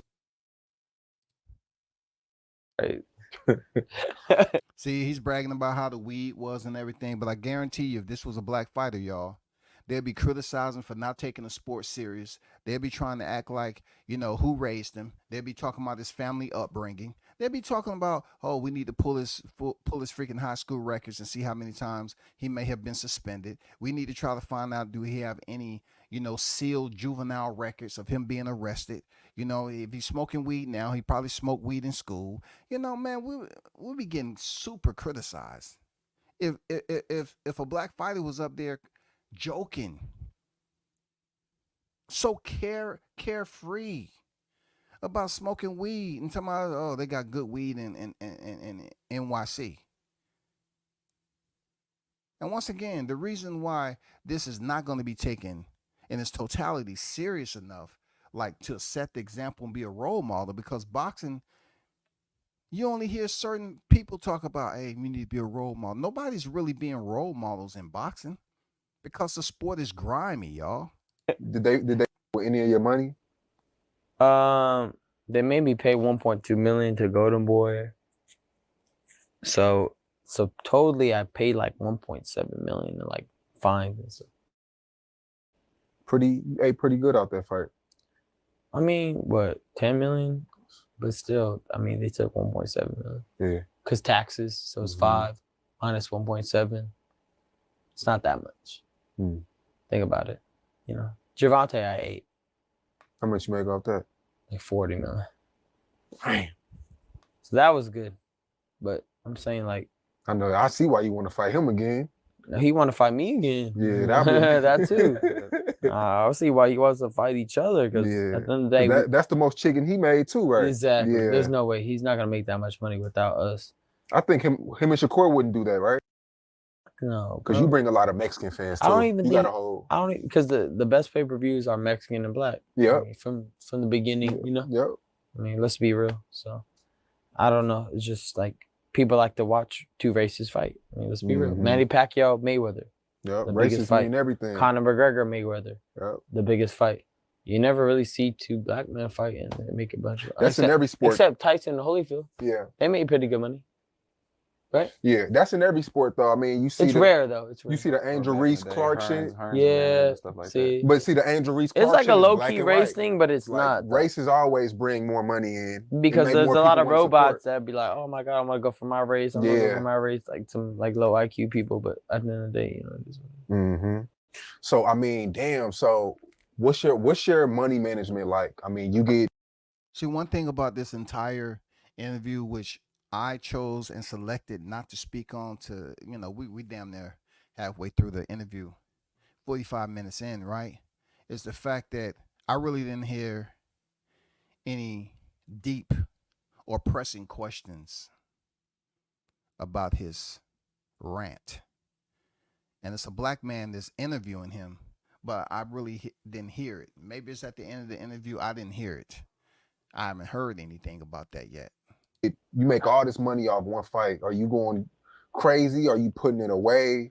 What's the money management like? I mean, everybody thinks that you need to save money to make money, or you need to spend money to make money. So I got a lot of investments with, AI companies with Elon Musk and a couple other things, So I make some good investments through the people that I know. We got, XAI, and then I got some form of chat GBT that I invested in. I want to hear this morning ritual will change your life. This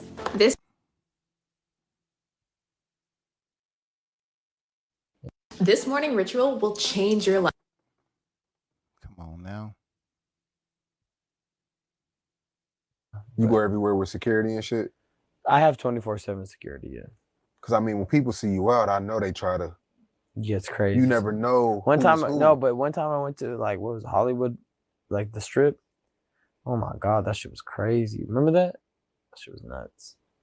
Just anywhere I go, any country, like I went to Saudi Arabia, went nuts. So I think I'm a global superstar. I mean, I haven't went to a country that I've been to that nobody knew who I was. Now, this is another part where when it comes to the magnification of whether he's capping or not, I think he's partially telling the truth about people knowing who he is globally. Because I'm going to be honest, I think Ryan does a lot more traveling than people really pay interest, pay attention to. I really do. I think with all these other, invites that he get, these events that he's attend, I really think he's right in that sense where he can go to other countries and people may know who he is. As far as being stamped a global superstar, the superstar state is supposed to come from the employment that brings you to that superstar level, right? So I don't see that. I don't see that yet in boxing. But depending on who you're talking to in the sport, they will sit up here and talk as if he's absolutely, undeniably correct just based off his IG subscription. Real talk. Like, we're not talking about achievements here. We're talking about looks and his following. That doesn't make you a superstar in boxing, because you're talking about somebody who's never been on the pound for pound list, somebody who's still hoping and wishing and praying to get the big fight that he can win a chip, somebody who can achieve that status. Like, we're not going to downgrade the superstar tag just because your name is Ryan Garcia and you have all the bragging rights of fighting big names in the amateurs, but yet you haven't been able to successfully transfer that to the professional ranks when it comes to getting those wins. Have you? I mean, you've been with me everywhere. I haven't really been anywhere where they didn't know who I was. So, because I've been at this since I was 19. That's what I said. I've been at social media since I was 19. That's what I'm saying. I believe I'm the face of boxing because I've been on top of it nonstop. And I'm a person that will just keep going. Like, I'm doing a Say Cheese interview. You're a big platform. I'm a big platform. This is a smart move in my opinion. Shout out to the big platforms, and bigger shout out to the platforms who doesn't get the huge amount of views, but yet the substance level out the equity that you get from watching the channel and the content creator. Yes, I said it. Yeah. We had one of the most viral tweets. Yeah. Remember? He said, you were talking about LGBTQ for an hour. I said, I should have done more. With that was funny as fuck. The eye. Oh my God, that's Illuminati. First of all, no, that is Ezekiel. I believe it's 11:12 or 11:7. I'm gonna go past this. So have needles and they'll shoot you with, HIV or what. It don't. Oh my God, monkeypox is mainly in gay people. Like, you can't nitrous. It's like, what the fuck is this? Are you? That's gonna be crazy. Like, I hit my knuckles with bricks, just slam my hands on bricks until they get stronger. But like, you beat them? I did, but I didn't. Get off the nitrous. Yeah. Get your ass in Brooklyn. What the fuck is wrong with you? When's the hardest you ever been hit? Hard by this guy named Oscar Duarte and Romero Duno, which I both knocked out. My God, bro. Look, it's once again, this is Ryan Garcia we're talking about. It's hilarious that he mentioned the hardest he's been hit outside the tank was by Oscar Duarte. And I don't remember Oscar Duarte dropping Ryan Garcia. And then he talks about Duno. I'm not gonna go down that road. But clearly he wants to give someone outside the tank the hardest he's been hit. He don't want to credit Tank. Once again, he's been taking his shots. He's been pretty much target practice and who he selects to give credit to. And who would have thought Duarte, the fight he had right before Devin Haney, was one of the hardest fighters that he's ever been hit by. It challenges you to believe that is he under the influence of something more than just beer and weed? You know what I'm saying? Is there a possibility of a high level of synthetic material that he's dealing with too? They hit so hard. I thought about not boxing no more. I was like, bro, this shit is. They from out here? One was from the Philippines, one's from Mexico, and oh my gosh, bro, they hit so hard, dude. You beat them? I did, but I didn't want to be in the ring. I was like, bro, this is the hysteria. Wow. The hysteria in trying to figure out if he's being truthful or not. Mass hysteria, y'all. Stupid, bro. Every time he hit me, it fucking felt like a rock was hitting me. I was like, shit's stupid. But then I just locked in and just, that's what the difference with boxers. Like, people are like, oh, what was that? And they're like, oh, I'm done. Most boxers be like, all right, even if I'm going to get knocked out, let's go. Introducing Mando whole body deodorant. There's a presumption that there may be people out here that think you ain't telling the truth. Bro, some people's hands are like hard, bro. Like, feel my knuckles. Now imagine somebody 10 times stronger than that. That's gonna be crazy. Like, I hit my knuckles with bricks, just slam my hands on bricks until they get stronger. But like, imagine a dude just naturally just hits you and you're like hitting training secrets. But I end up knocking him out because of skill. But still, it's just boxing is not fun. That's why I would never let my son fight, my daughter fight. Nothing. Tank hit pretty hard. He hits hard, but like, he's more of a tricky fighter. Like, everybody thinks knockout punches are more so like how hard you hit. It's more like, can you see the punch? Timing, boom. Like, I didn't see his punch, boom, got dropped, got right back up. But as far as like, if I see his punch and he hits me, I didn't feel like, oh my God, that hurts. But he's so sneaky that he'll hit you. I mean, that's what numbness do to you there, Ryan. Real talk. To be honest with you, as a remote friend that you have no idea about, yes, that's called numbness. Sometimes numbness bleed over into affecting or degrading consciousness. You know what I'm saying? Because you can be both at one time now. You know that, Ryan. So the fact that you're saying that the shots that Tank,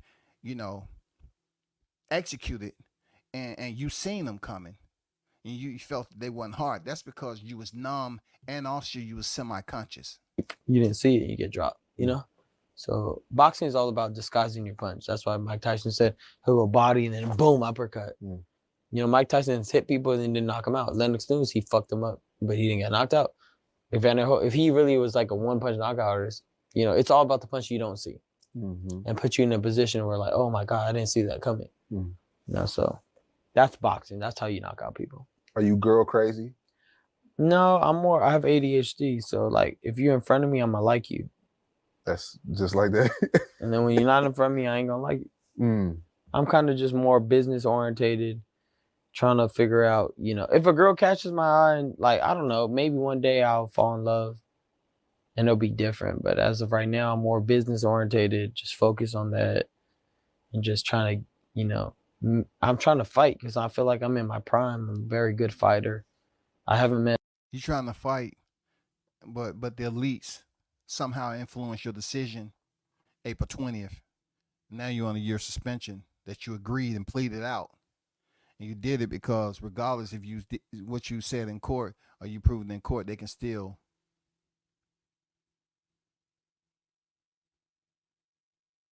administer a penalty.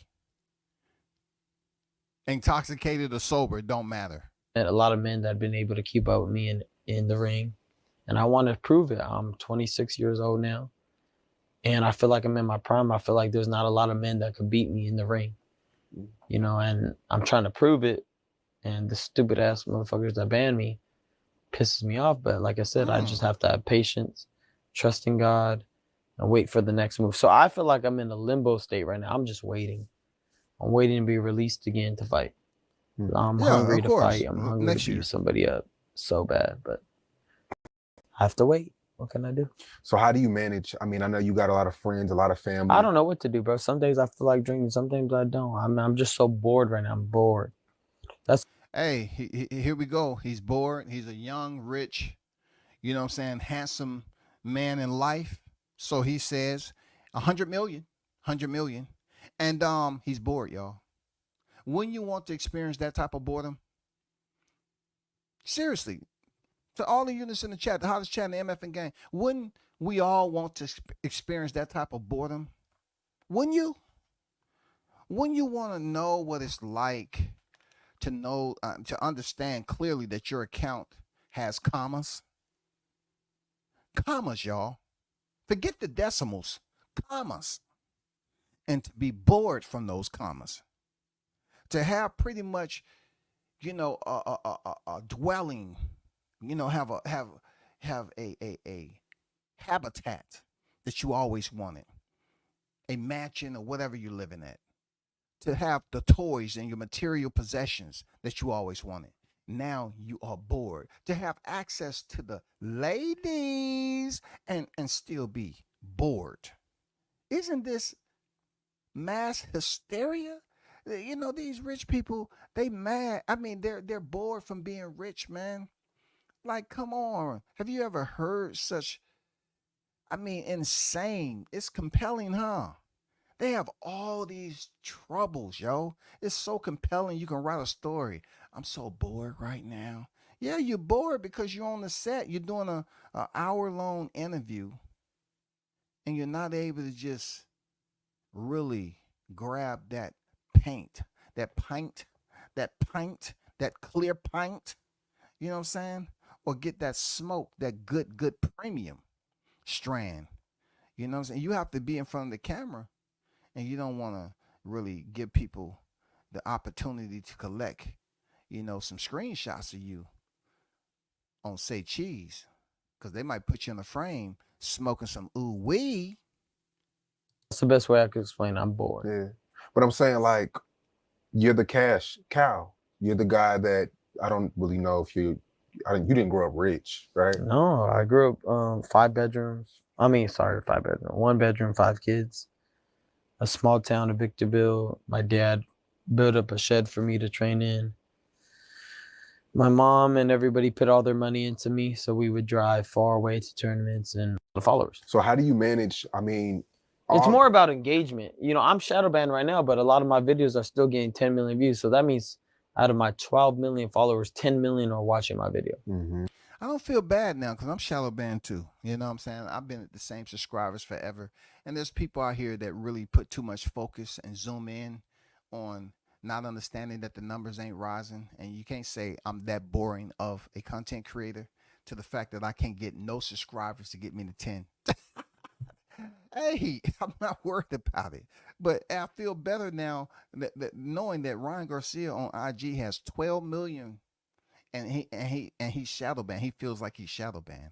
I feel good to be in that elite company. That's a lot. Because I'm shadow banned like a mother. We're always shadow banned. Yeah. That's why Twitter's cool. Twitter's way better. You don't get shadow banned. Hell no. I've said crazy shit, obviously, but you know. Shout out to X. It is some crazy shit on there. I ain't gonna lie. It is some crazy shit. Elon, but I have investments with his companies. Okay. So I know people that are close to Elon, but I don't know. You met Trump before? I have. Yeah. I think Trump is a cool guy. I think he's the most realist politician. Fast forward. He might not be in America good. We got to learn how to make America great. You want change? You want to be a visionary? Hate in the beginning, love that. Steve Jobs, hate in the beginning. Jeff Bezos, hate in the beginning. Elon Musk, hate it, love, hate it. It goes hate and then love. You don't be loved because then it means you're trying to please everybody. Yep. That's all I see. That's real shit. That's game. Right? Yeah. Shit. I just came up with that right now. That's game. I pulled that. What he was saying is better to be hated in the beginning and loved later on. You know what I'm saying? Because that is somewhat a more authentic form of whoever he's talking about, to basically show you their true interest and respect of who you've become. Like they've watched you through the struggles. They've seen your your advancements in life, and now they respect all of what you've been through, and to the point where you're on the back end. And Ryan, let me turn you on to a little something.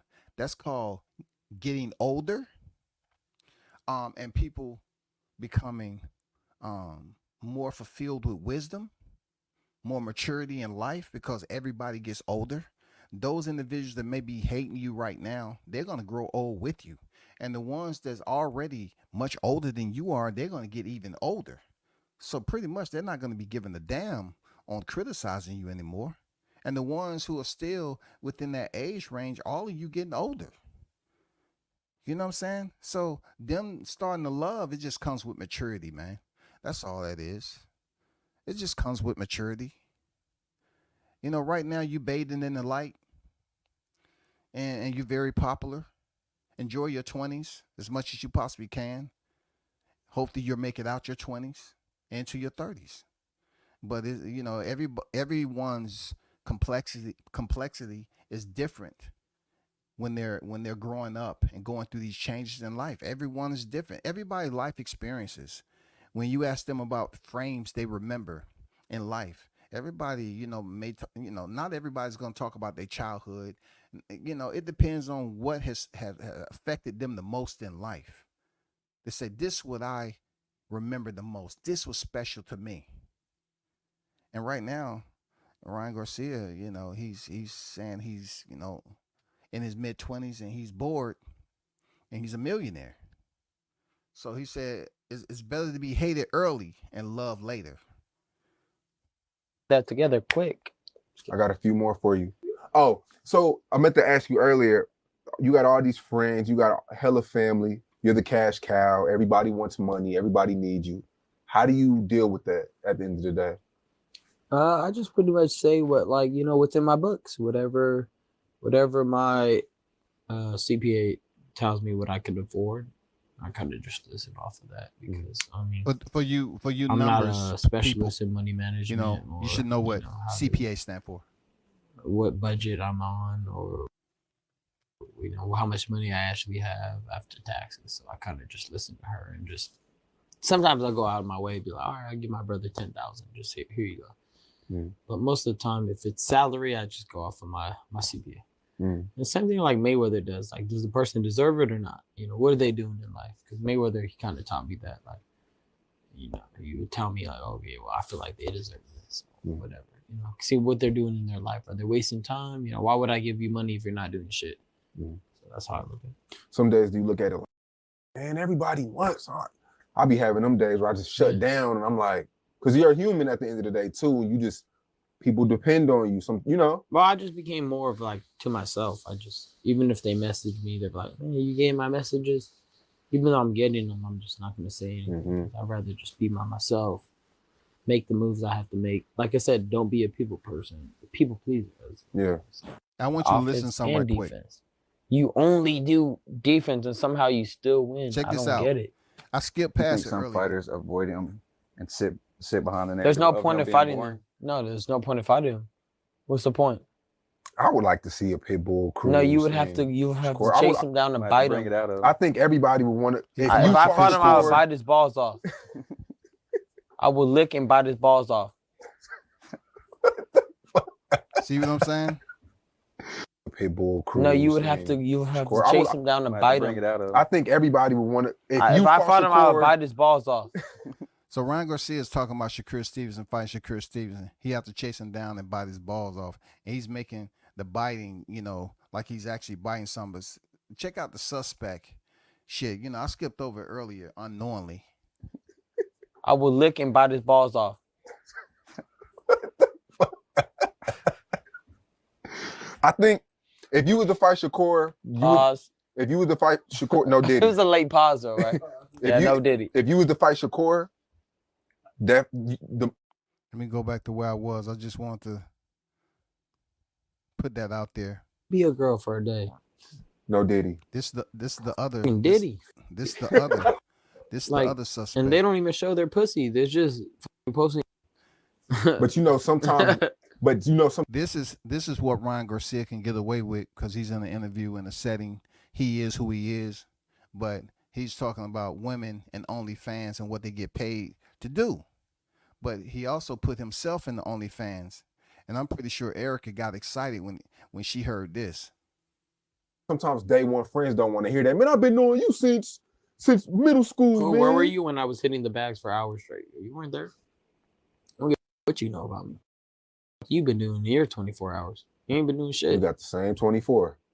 I came from a bad background just like you. You better get your ass and work. And if you don't want that normal life, then you better explore, bro. There's so much ways to make money. OnlyFans girls make so much money. Killing it. Like, and they don't even show their pussy. They're just posting Instagram pictures and they're making hella money. So Man, I know just showing their toes making money. That's what I'm saying. Hundreds of. Pay attention. Only Ryan can get away with this. A pretty boy who's playing both sides. You know what I'm saying? Who's playing both sides. But you won't get no criticism because he's not black. If a black man would have made a comment like this, talking about, biting and licking another man's balls, or you do have some content creators like Eric that talk about, doing stuff like that to other people. You know what I'm saying? Maybe this is my donation to him. You know what I'm saying? So he can kind of feel better about himself this Friday. Bitch ass. The thousands, There's so much way to make money selling nowadays. toe pics. Bro, it's crazy. I'm like, fuck, let me be a girl for a day. No Diddy. Fucking Diddy. He said effing Diddy. Let me wear a wig, bro. I'm a fucking some tit job, ass job. I'm straight, bro. OnlyFans. I'm like, baby, what you want to do? Just bro. Girls can make money so easy, bro. It's easy being a girl, bro. Sometimes, saying for sure. I mean, especially if you look good. Ain't been doing shit. We got the same 24. I came from a bad background, like, and they don't even show their pussy. They're just posting Instagram pictures. Think like, what actually is cancer? Because they have cancer in the BC era. I never heard no cancer in the B. There was no writings about cancer. There was more like, oh, he has boils on his skin. It's more so that. So I'm trying to think, where did cancer originate from? Is my question. Probably the government. Yeah, that's what I'm saying. Yeah, honestly, COVID. Population control. COVID. Yeah. That was random. Obviously, everybody kind of has their own views on it. HIV is I mean, thing. They've been looking, and I think there's a cure for it too. For sure. And then like they said that they had what did Floyd do? Yeah. I mean, a couple of times. He tried to steal you from Oscar. I don't know about steal me from Oscar, but before I went pro with that, they all kind of really wanted to sign me, but Floyd didn't see my potential really. You don't think so? No, because I sparred one of his fighters. I was knocking out everybody in his gym. So he called some other guy, and then it was kind of a weird, like, kind of chess match. And I was like, what the fuck? So it was like a whatever sparring match. It wasn't like that impressive. So I understand why he wouldn't want to sign me at that point. But now he's like, what the fuck? You're actually really good. I'm like, it was one of those matches where the guy's pretty good. I can't. What's the best oil to cook with?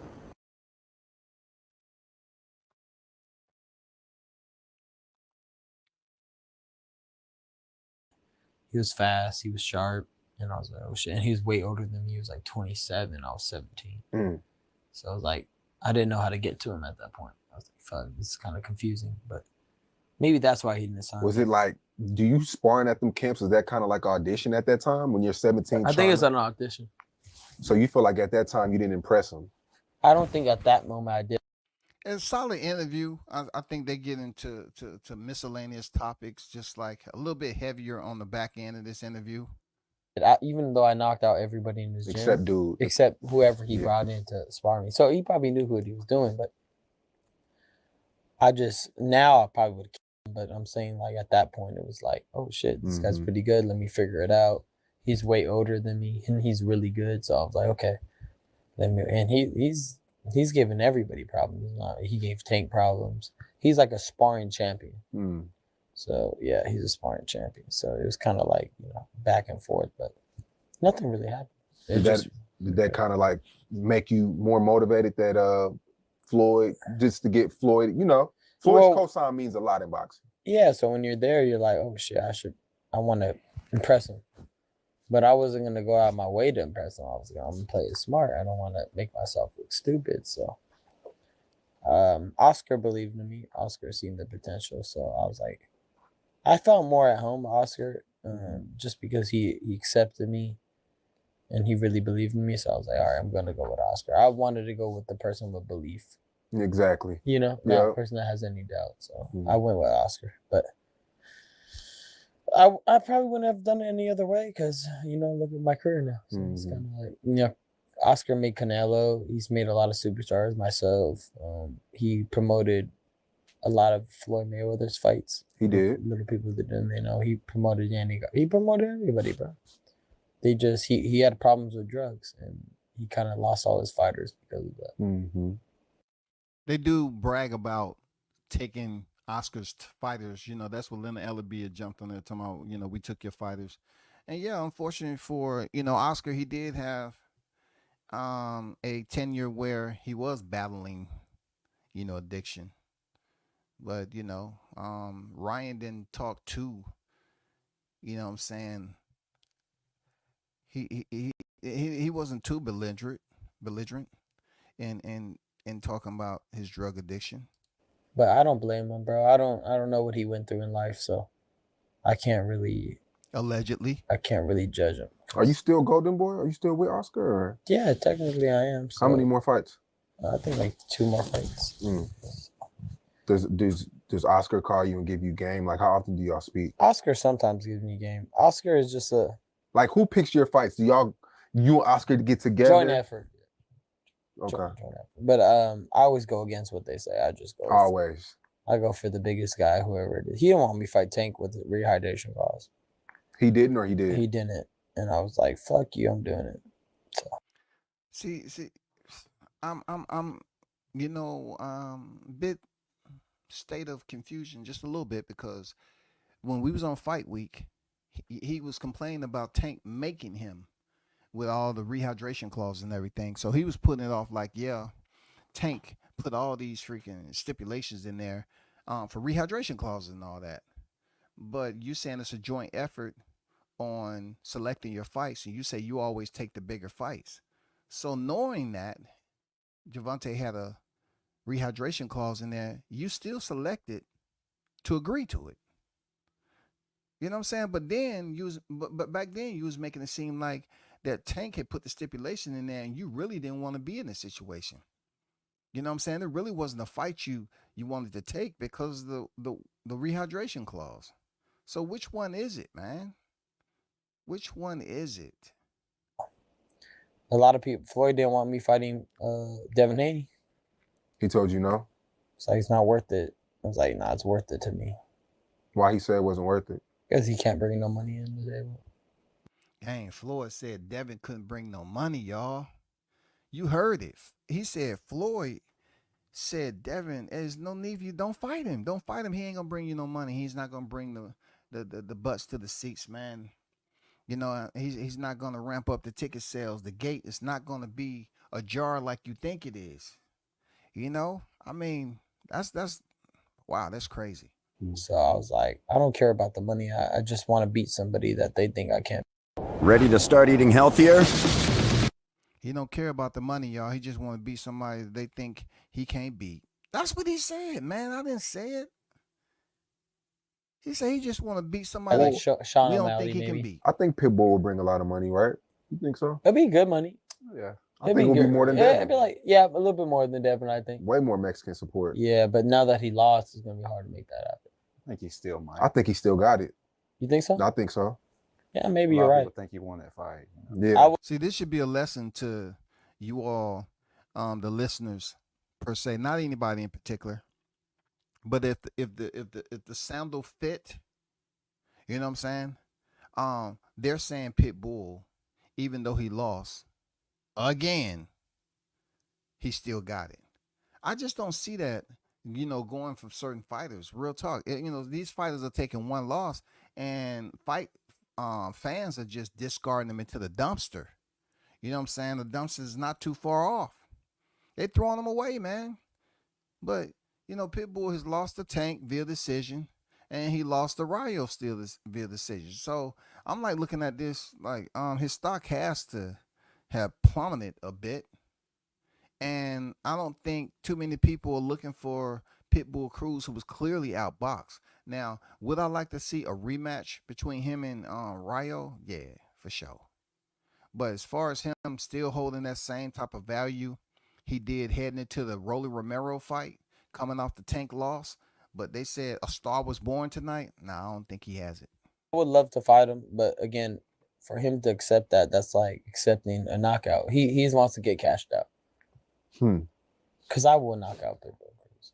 Pitbull Cruz is good, but he said he would knock I him don't out. know if Tank doesn't hurt his hand, maybe he knocks him out. You know, he had him going for a little bit. He had him backed up, but Tank may have hurt his hand. But I'm not gonna give Tank excuses. Obviously, Pitbull did the shit. I just don't think Pitbull's good, in my opinion. You think he's better at 135? Yeah, 140, you see the difference. He couldn't really hurt. Did he ever hurt Ryan? Maybe one shot, right? Not really. In the early rounds, he got him with one. Yeah, he got him with like a right hand down the middle. Because Pitbull never throws straight shots, so I think that tricked Ryo. Because he always goes, but never straight. So I think when he caught him straight, he kind of like shook him a little bit. Try cocaine. I'm gonna ask you that again. I promise you, I never did. Yeah, I put on. They say it's a hell of a drug. He asked him. Let me go back because this is Say Cheese interview. Let me go back a little bit. He used to do cocaine on the field. Some people just do whatever they want to do, and I don't do cocaine. I don't do none of that. But I'll have a drug. And he hit the stage, dunking on everybody, going crazy. You know, gambling all the time. It's just not in the media as much. But he actually had a little bit of a controversy. You know, they say his dad died from gambling. Allegedly. Allegedly. Yeah. So he's talking about MJ, supposedly his dad dying from gambling debts. How can his dad have a gambling debt? It's crazy. Let me rewind that just a little bit because Ryan loved bringing up black athletes. They do think I'm like that, but I know what I'm doing at all times. Like if my boxing's not going good, he knows what he's doing at all times now. Hold him accountable, my boxing's not up to par where I know it's at. I'm not hurting people. I'm not, I'm off my game. I'm honest with myself. Now, if I'm on my game, I'm continue to play my game. Michael Jordan used to drink all the time. Yep. And he hit the stage, dunking on everybody, going crazy, gambling all the time. It's just not in the media as much. But he actually had a little bit of a controversy. They say his dad died from gambling. Allegedly. Yeah. So, when you got it, Maradona, one of the best football players, soccer, you could say. He used to do cocaine on the field. Some people just do whatever they want to do, and I don't do cocaine. I don't do none of that, but I'll have a drink here and there. You never tried cocaine. I'm gonna ask you that again. I promise you, I never did. Yeah, I put on. They say it's a hell of a drug. They do say it's a hell of a drug, but I've never done it in my life. So I don't want to know what that feels like. So I've seen people be on it, and they could go 3 days straight, and it's just like, I don't know if I want to go down that road. So why the rehab word? Why is that? You never did cocaine. They want me to do rehab to take me off my phone, pretty much. If I would say, if I'm being honest. Hey, remember that, y'all. They put him in rehab, y'all, to take him away from his phone, because the phone, how addicting the phone could be. I ain't gonna lie to you, the phone can be addicting, but the phone affects you psychologically, like cocaine. Cocaine is a psychological drug. And many people may believe it's a physiological drug, but it's really a psychological drug, because you can, at any given moment, drop cocaine, right? But crack cocaine has chemicals in it that basically take your physical anatomy through withdrawals and everything. Not to go down that road and act like this is a freaking moment to get off topic. But all I'm saying is, that's what it is. That's where we at with that, per se, when it comes to the coca. I mean, the what they call it, the coca, or whatever, that white powder. Ryan Garcia say he's never did it. He's never did it. Okay? He's never did it. They wanted me to get off my phone. But remember, the addiction of a cellular phone, that is a fact. Phones are addicting to this damn time. I never thought I would sarcastically put it out there, but phones can be a drug too. It's people that cannot function in their jobs without being on the phone. We have learned on this social media stuff, people have been reprimanded for being on their phones throughout the world. Phones are an addiction, especially when you add certain little entities such as what's that called? Apps to the phone, and people have access to those apps. It can be an addiction. Real talk. That's truth. That's truth right there. Because I They was wanted going him to crazy. get off his I phone, was saying y'all. whatever I wanted That's to what say. you go to rehab. That's You were what we're never dealing with in suicidal? 2024. Nah, the time I was bad was in 2021 when all that shit happened to me. That's when I was bad. Yeah, didn't you delete like your IG or Twitter or some shit? I I remember you deleted started my over on Twitter. something. Yeah, He deleted my Twitter. deactivated And that his was because of the IG. incident. Yeah, I was just over it. Nobody. Will you See, hey, you didn't catch that? He said that was because of the incident. See, say cheese, I'm rocking with you, homie. But I'm hoping that you ask a little bit because I haven't seen this video all the way through. I haven't seen it. I just know it was out there. I looked at the first time. I said, "Yeah, I want to do a reaction." You know what I'm saying? I want to speak. I want to do a voiceover. Just talk a little bit on it. And give my perspective and insight. Let's see if he asked about the racist tirade that Ryan Garcia, but he just deemed it the incident. ever share that story one day? You don't have to share here, but Yeah, I probably will share it. He say he don't have to share it here. Why? Y'all have talked about so much controversy. This guy's talking about being a woman for a day, getting a tit and ass job and a boo boo loaf, and then he's talking about biting and chasing somebody down and biting them on the balls and licking and thinking it's a joke. He done said all this controversy, calling fighters bums and everything. Bragged about drinking and smoking. But yet, you don't have to talk about the most important incident that the WBC decided to ban him from, expelled him. You don't want to talk about it. Wow. Unbelievable. like write a book or something? Yeah. Whatever happened that day scarred you. Yeah, it was bad. But it was a lot of things. I had a supernatural experience. Ooh. I think we're still talking about the same topic, y'all. Supernatural. So this is what I want y'all to do, right? If that's the angle that he's taking, right? With no gloves on, no hand wraps, anything. We're just talking about being a civilian at this point. The way you can get out of a damning situation, especially if you are on camera, participating in a very controversial incident that could potentially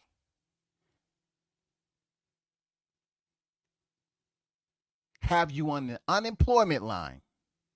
Say you was having a supernatural experience.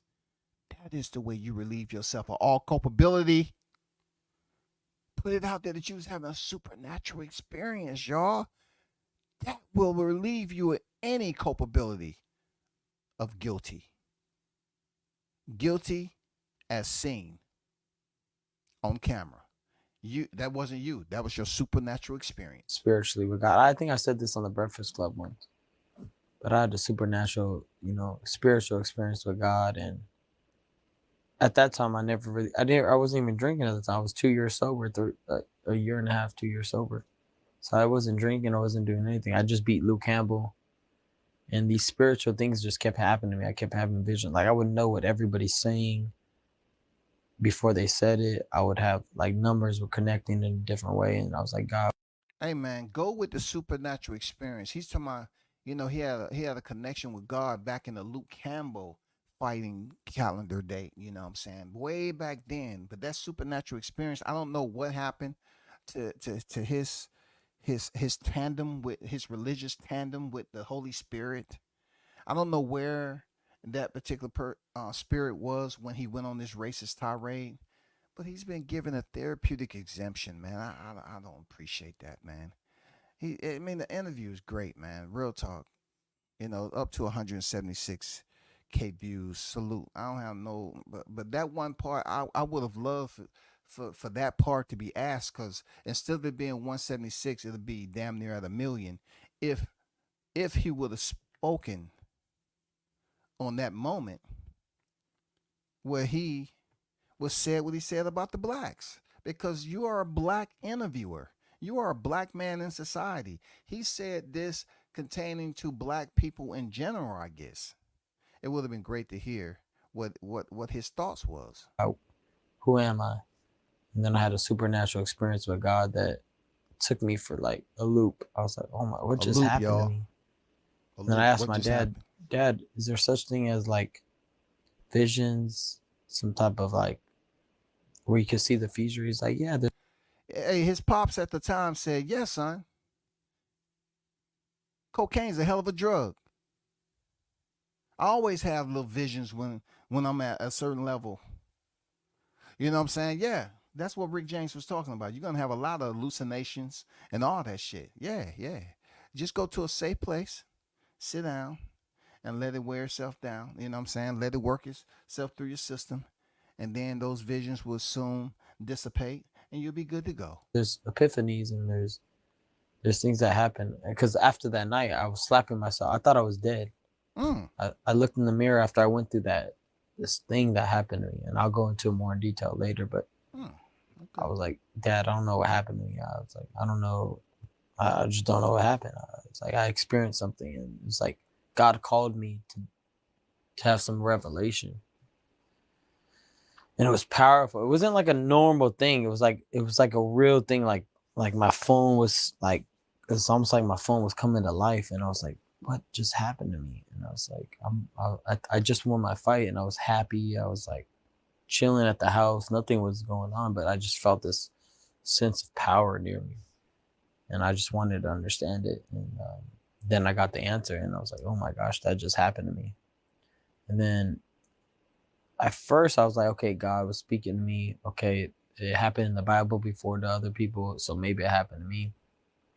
And then when other people get in your head, you start thinking, oh, maybe I went through an episode. You know, maybe something happened to me.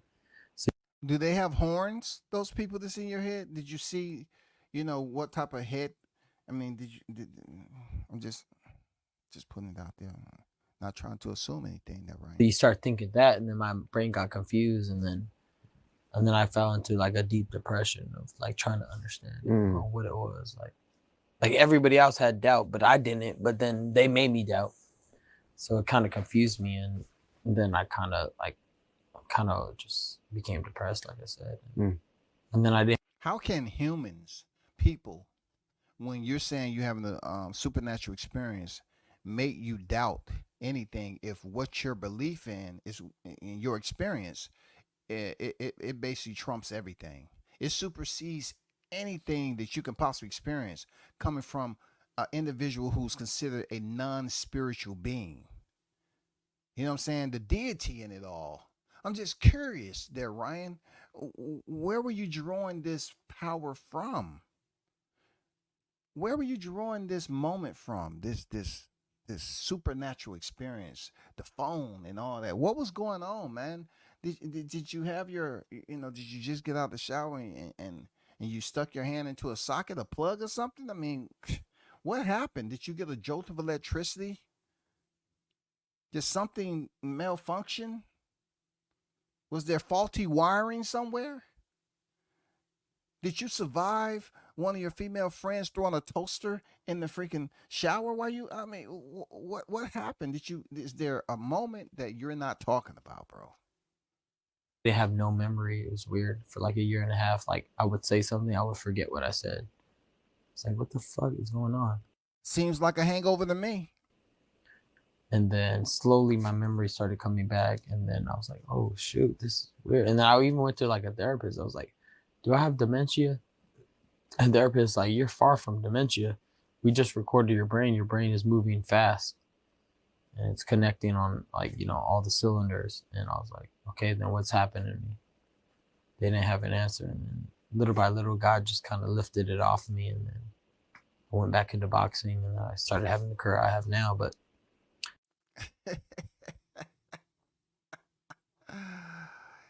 Oh man, you leaving a lot of shit out there, homie. For real, you leaving a lot of shit out there, Ryan. But it's okay. I mean, you've been over an hour already. I mean, damn, most people don't have a boxer sit down for over an hour. Real talk, and have a decent dialogue. Real talk. I have to commend, say cheese on this. Most people can't pull this out. I couldn't do it. I couldn't. When that food came in, I'll be like, hey, break. It's time to eat. We'll get back to this right here, but it's time to eat. That's what they did too. Believe it or not, that's what they did. Ryan was up there picking food out of his mouth and all that shit. Check out the vid, you know what I'm saying, on Say Cheese. But yeah, he's cutting some corners, goddamn, dipping behind some alleys and climbing up some ladder wells and scurrying across a roof. Seriously, he's on some his Batman shit with avoiding the real intricate details of what he's talking about. Yeah, that time was very confusing. That's the time I was actually bad. Now it's like I didn't have a problem. I just kind of started speaking the truth. Mm. And then, yeah. How many kids do you have? 3. 3 different baby moms? No, 2. 2? Yeah, I was with a girl at 18. I had a baby named Riley. And then I was married for 6 years. So I wasn't out there wilding. I just kind of had my life. At this point of the vid, right, it's been a while, I'm just gonna tell you, what it looks like. Ron's just coming down from something, like it's a long interview. I ain't gonna lie, it's a long interview, and it seems like Ron is kind of coming down a little bit. He's still hanging in there and talking and engaging, real talk, but it just seems like in his eyes and everything, he's coming down for wherever he, tequila or whatever. He doesn't seem as perky as he was earlier in an interview. Way it was. And then, me and my wife didn't work out, but yeah, that's what it is. 3 kids. That's cool. Yeah, it's not. I'm not Nick Cannon. Kids, that's cool. Yeah, young boy Nick Cannon. They crazy. Different breed. Tyreek Hill. Yes, sir. 12 kids. 10 BMs. That's a different breed right there. That's crazy. You gonna get there though. You only gonna get bigger, no Diddy. Yeah, you're right. The bigger superstar. And I don't know about 12 though. Now you going overseas too. You gonna see some shit you never seen before. I'm not gonna lie. When he said going overseas, I'm not gonna lie. He's spot on with that. Real talk. Not to take the angle away from Ron. He's been here damn near an hour and a half, but there's a lot of individuals that just think about what they experience in the States. I'm extremely spoiled and thank the Holy Spirit, the Most High, the Supreme Being, Jesus, my Lord and Savior, for allowing me to travel overseas and experience these other type of women from different cultures and different countries. Father God, I pray unto you and give you thanks in allowing that experience from a kid, a 17-year-old from the South, to take those flights over there. Real talk. It is an unbelievable experience. Those of you that are still young enough to do this. Real talk. It is unfreaking believable. I just wish the technology was where it was now back then. Because it just would have been amazing to have pictures with, even though I wasn't really trying to take those pictures in case, what I'm saying. I truly believe I have some family over there and all, but anyway, to go in other countries overseas and date these foreign women is a very memorable experience, real talk. And I'm not going to go on here and say I suggest everybody do it, because in order for you to do it, either one, you're in the military, or 2, you're going to pay for the freaking travels to go over there. And most of the time, when people traveling, they're not by themselves. They usually with somebody else. But when you deploy into these areas, or when you're overseas already and you're able to get these tickets to certain areas, it's a real grand experience, man, to meet women from different cultures. And sometimes, have relationships with some of these women from different cultures. They treat you different. You know what I'm saying? But I was spoiled when I came back to the A, for real, because I've been all around the world, and I've been in some crazy, relationships with women from different countries that I never thought I experienced. If I would have stayed here in the A, real talk. And I still have vivid memories of a lot of these women from foreign countries. But anyway, let me get back to this. Not to take the shine away from I'm gonna go 50 kids. Ryan. Now, you don't want to do that. Why not? It's child support crazy. Yeah, once you're over 10. The way I think of it now, it would have been great to have around about 6 kids. You know what I'm saying? I wanted to have a big family, about 6 kids. That would have been enough. You know what I'm saying? Though I believe I have 6 kids out there somewhere. I don't know who they are, what they look like. You know what I'm saying? But I'm pretty sure there's some micro groups that's out there that say, hey, we're still searching for him. Don't worry about it. We're gonna hit him with that back child support too. And you don't pay child support no more. Yeah, you do. You just don't go over that. It's a limit. loophole. Yeah. We're gonna get him on that child support. Yeah. Why do you think he did over 10? Same thing I heard about Chief Keef too. I think once you get to 10, it's like it's a loophole. It's a loophole. Once you have 7 more by the same 7 more with one girl. That'd be cool. I gotta fast forward. Go. I know you as a boxer. I'm more of a faster type. I don't really have a diet. I just fast. I maybe eat 1 meal a day. It keeps me in shape. Yeah. The one thing that gives you actually cancer is food. In America, is the worst thing in the world. How to control yourself, filter your system out. If you drink, you better hit the sauna, go on a run, sweat it all out. Don't let your body add up the toxins. That's good advice for you content creators that love drinking while you're doing live streams or smoking or whatever. Ryan Garcia says better to go to the sauna and release that. A walk down the street may not be enough to get all those toxins out of your body. From all the alcoholic beverages that may be consumed throughout the day when you're doing live streams. I'm just saying, sitting in one space is really no way to get those toxins out of there, especially if you're doing a live in the evening time. Just a word of advice to those streamers who are, indulging in alcoholic beverages while doing live streams. You eat veggies and fruits? I don't eat veggies at all because they have pesticides on it. My guy's the same way. They spray it on. Eat a lot of it. A little bit. You're not supposed to eat veggies, actually. What about fruits? I eat fruit. What type? What kind? I won't eat strawberries. No strawberries? They spray the chemicals on those too. And he's right, man. Strawberries are it has a high amount of acidity, and man, strawberries are a very dangerous. Look, I wouldn't agree with Ryan just off the strength of not really knowing, but I do have experience and knowledge in the fitness, in the nutrition. I know all about the meal prep and all the calories and shit like that. But what I witnessed with my own eyes was being on base, and they used to have these strawberry patches where they was growing strawberries, right? And it was these Mexicans out there. They come on a blue bus, come over this little bridge, and they have various strawberry patches out there where they grew strawberries. But I seen them spraying pesticide out there where these Mexicans were still out there picking strawberries. I could have sworn all of them didn't have masks on, yo. I seen this shit. They was spraying the hell out of them strawberries, man.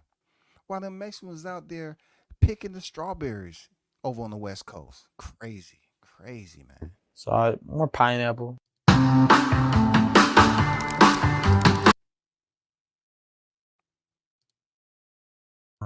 Mangoes, I love mangoes. Mangoes are just really good in general. Pineapples are really acidic too, bro. That's pretty much it. So, cranberry. So you wake up and you don't eat till 4. Wait, cranberry is fruit, right? Yeah. So cranberry. You wake up, you don't eat till 4. Most of the time. That's almost every day. Mainly 2 o'clock. So you don't eat probably breakfast? Eat at 2 o'clock. No, hell no. I never eat breakfast. No. That's American thing. They don't really do that outside of the country. If you go to any other country, bro, they smoke cigarettes all day and barely eat. And that's cap. That's cap, because some of the relationships I did have with some of these foreign women, they absolutely ate breakfast. And everybody's breakfast is different. Real talk. You know, everybody's breakfast different, but to say it's an American thing, nah. But you know, once again, if you're in the fitness and whatever, you're really trying to lose weight, it's best if you're able to go to the gym in the morning time. It's best to go on an empty stomach, or you know, eat some fruit, like a small bowl of fruit, or whatever the case. No cereal, no milk, no nothing. To go in there because you do burn calories, and yeah, I mean, if you're taking a supplement to go along with that to give you a little bit of extra needed energy, so be it. But it's better to go with barely any food in your stomach and just work from there. It does help with your body fat percent. And then when they do eat, they have very. That's why we're the fattest country. They have different proportions in different countries. They eat like real small. If you get a steak over there, the steak's like little. If you have like some noodles, they give you a little bit. Everything to do is very little in every other country but America. America that wants you fat. Supersized. No, they want to make money, bro. That's it. That's all they want. They give you big proportions to make you money. Because, you know, the more healthy you are, the more they go to the doctor. You go to the doctor, they give you pills. The pills make them money. So it's a whole system. They want you to keep going back and forth till you're dead. Then when you have cancer, guess what? They're gonna make money off the cancer. Yeah. Then when you're dead, they make money off your organ. I mean, a lot of what he's saying isn't necessarily false in that perspective. After that, boom. So everything. They run it all up again. Prison's a money grab. Everything's a money grab. Everything's money, bro. And it's just what it is. And I don't say the root of all evil is money. I think the root of all evil is pride. Yeah, greed. Pride. No, the root of all evil is a woman. Pride is not an entity.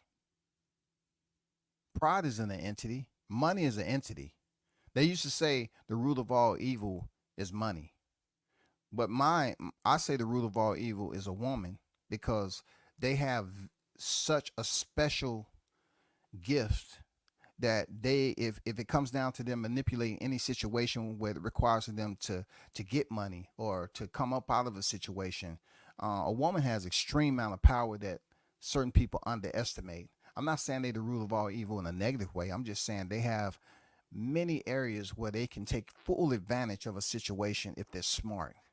They can find a way to get money. They can find out if a certain person got the money, to get somebody to get that money for them by manipulation. You know what I'm saying? It all depends. We're seeing a lot of that shit play out right now, bro. Pride and greed, because pride was the downfall of Satan. That was the first iniquity in a being. I guess you could call the devil a being. And God didn't. Nobody even knew where that came from. I want more. Then he's a pedophile. And that's weird. But if he's not, I feel bad for you, bro. They should never say that you're a pedophile. I feel bad. Because I would not want that on nobody. Facts. You know what I mean? Yeah. That's not a cool thing to say if you're not a pedophile. Like, if he's actually a pedophile. That's why I'm like, Drake, I would have went in on Kendrick. Like, bro, I'm not a fuck. He did say that, though, on one of his last freestyles. No, but he should have went crazy. Like, I'm not a pedophile. You Kendrick Lamar, if you want to see me, come see me. Fuck you. Like, I would have been crazy. I was like, you're not about to put that on shit on me, bro. Fuck you, but prove I'm a pedophile. That's in his biggest record too. Not like that's not something to play with. You should have went hard, bro. That means that's showing that you low key are a pedophile, and then there's actually proof. That's what it's giving, right? What did the girl say now? It's Ryan giving ain't this. stupid. It's giving pedophile. He ain't stupid.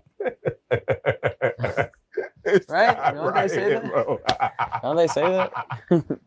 It's giving pedophile, bro. It's giving, yeah. It's giving you're scared to see what comes out. But again, I hope that you're not a pedophile. If you're not, bro, I feel bad for you.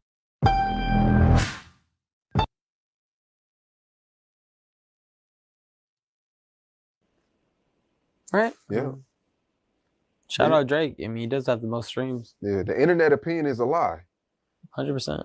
I mean. So McDonald's, what else though? In-N-Out, Cane's. I don't fuck with In-N-Out. In-N-Out. You like Whataburger?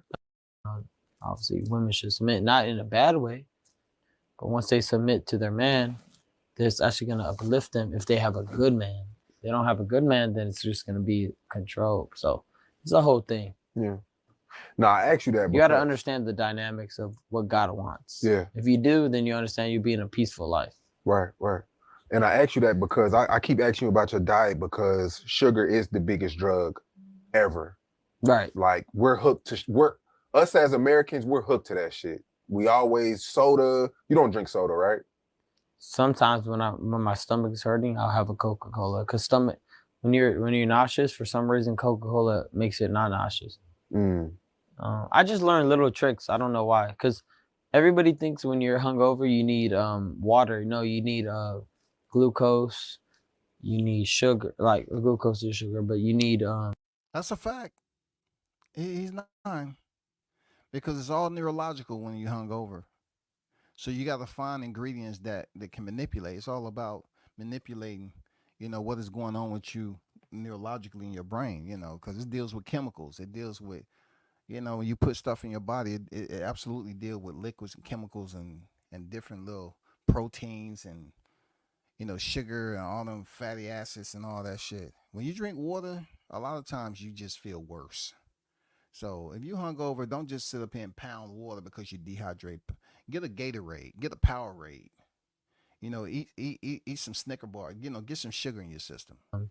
you need all the elements that your body's missing, the nutrients, and they're gonna check on what. So it was breast cancer. Yes. Okay. Hurts people from coming sometimes. Maybe. I mean, but I don't want to work with people that don't like all that. Because I notice boxers, y'all don't really get like the Coca-Cola gigs and Nike and cereal. I mean, I had Gatorade. You got Gatorade now? No, I had it. You had Gatorade? I had. Oh, so he don't have Gatorade no more, y'all. So I guess, if you have that commercial with Damian Lillard where Ryan Garcia was, on there with Damian, y'all should freaking archive that. That's a classic. He's not with Gatorade no more. Gatorade, but like I said, they don't pay you the money that you can make on other avenues. So it's all about like improving your brand. So if you work with a Dolce & Gabbana, other people see that. If you work with a Dior, like, damn, he's working with Dior. So it's more of the name that you're attached to. But I'd rather have my own brand now and just make my own money. So that's what I'm on. Like one day making my own promotional company and just my own brands of cologne and tequila. I don't really want to work nobody because if I work for somebody, then I'm working for them. I want to work for myself. Do you feel like... Unless they bring a big bag. Yeah. Do you feel like... Or equity. Yeah. Do you feel like you being vocal kind of hurts people from coming sometimes? Maybe. I mean, but I don't want to work with people that don't like the truth. So I'd rather just not work with you. If you don't like that, what I'm saying, then there's obviously some things that I've said that are not good. Year and a half, come back and beat somebody's ass. Lock in. But I don't think he'll ever be the same. I fuck with him mentally. All that other shit. I don't want to be in the game if I'm not on the cover. Bro, who the fuck are you? You fought at the OC Fair for your comeback, bro. You should not even talk right now. You should sit your ass down, take care of your baby, shut the fuck up for about a year. He said he fought at the OC Fairs his comeback. He's talking about Devin Haney. Year and a half. Come back and beat somebody's ass. Lock in. But I don't think he'll ever be the same. I fuck with him mentally. That dude is trashed right now. That dude is gone, bro. He's so mad in life. I don't think he's happy. But that's what you say. You, like Sonny Liston, you fight with a guy that is ready to take. I was ready to die in the ring. I was ready to. If I was going to lose that fight, I was going to bite his ankle, his balls off, and just... You did say some shit like that in the press conference. I was like, I hope you don't bite his ear on some Mike Tyson. No, I was going to bite both of his ears. Mike Tyson you did say some shit like that.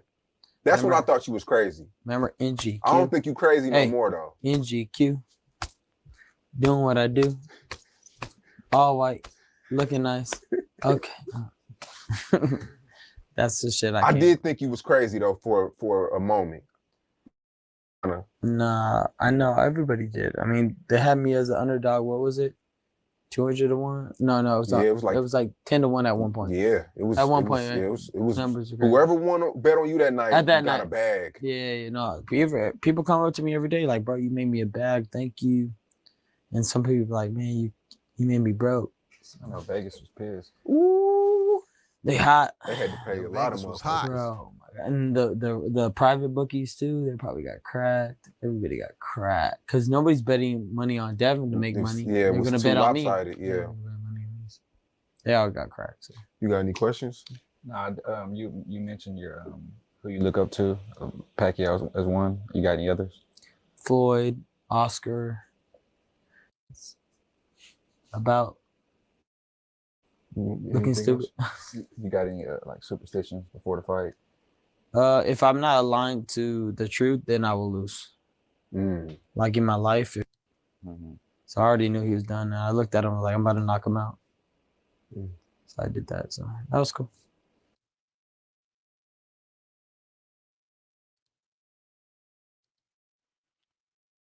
Yo, everybody saying Blue Hustle, man. Carlos on deck. Blue on deck.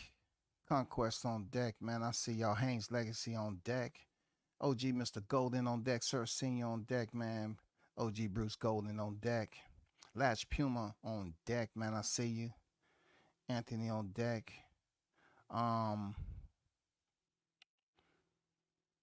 Samar Warren on deck. Ryan just like to hear himself talk. At this point, I'm a fan of him inside the ring, but outside, no, I'm going to pass. I feel you. I feel you.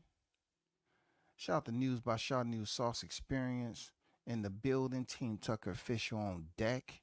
You already know what it is. Crawford, one of the smartest boxers in the game. Who is the biggest now? Bud. Yeah, a lot of these fighters don't know that they're proving the points that he still's a big name in the sport because y'all keep on talking about him. You know what I'm saying? Y'all keep on talking about him. Dodge J in the building. See you. King Agent Math on deck. Appreciate everyone who pulled up. You know what I'm saying? I just want to do this, pretty much, this reaction. Say Cheese did an outstanding interview, man, over an hour and 45 minutes. Ooh, shout out to Ryan, too, for being patient enough to sit there all that time. Real talk, man. I had my criticism of who he is, what he get away with, the excuses that he used, the turnkey into something to basically say, okay, this what relieves me of full culpability. He really at a point where people still give him this therapeutic exemption to get out of shit.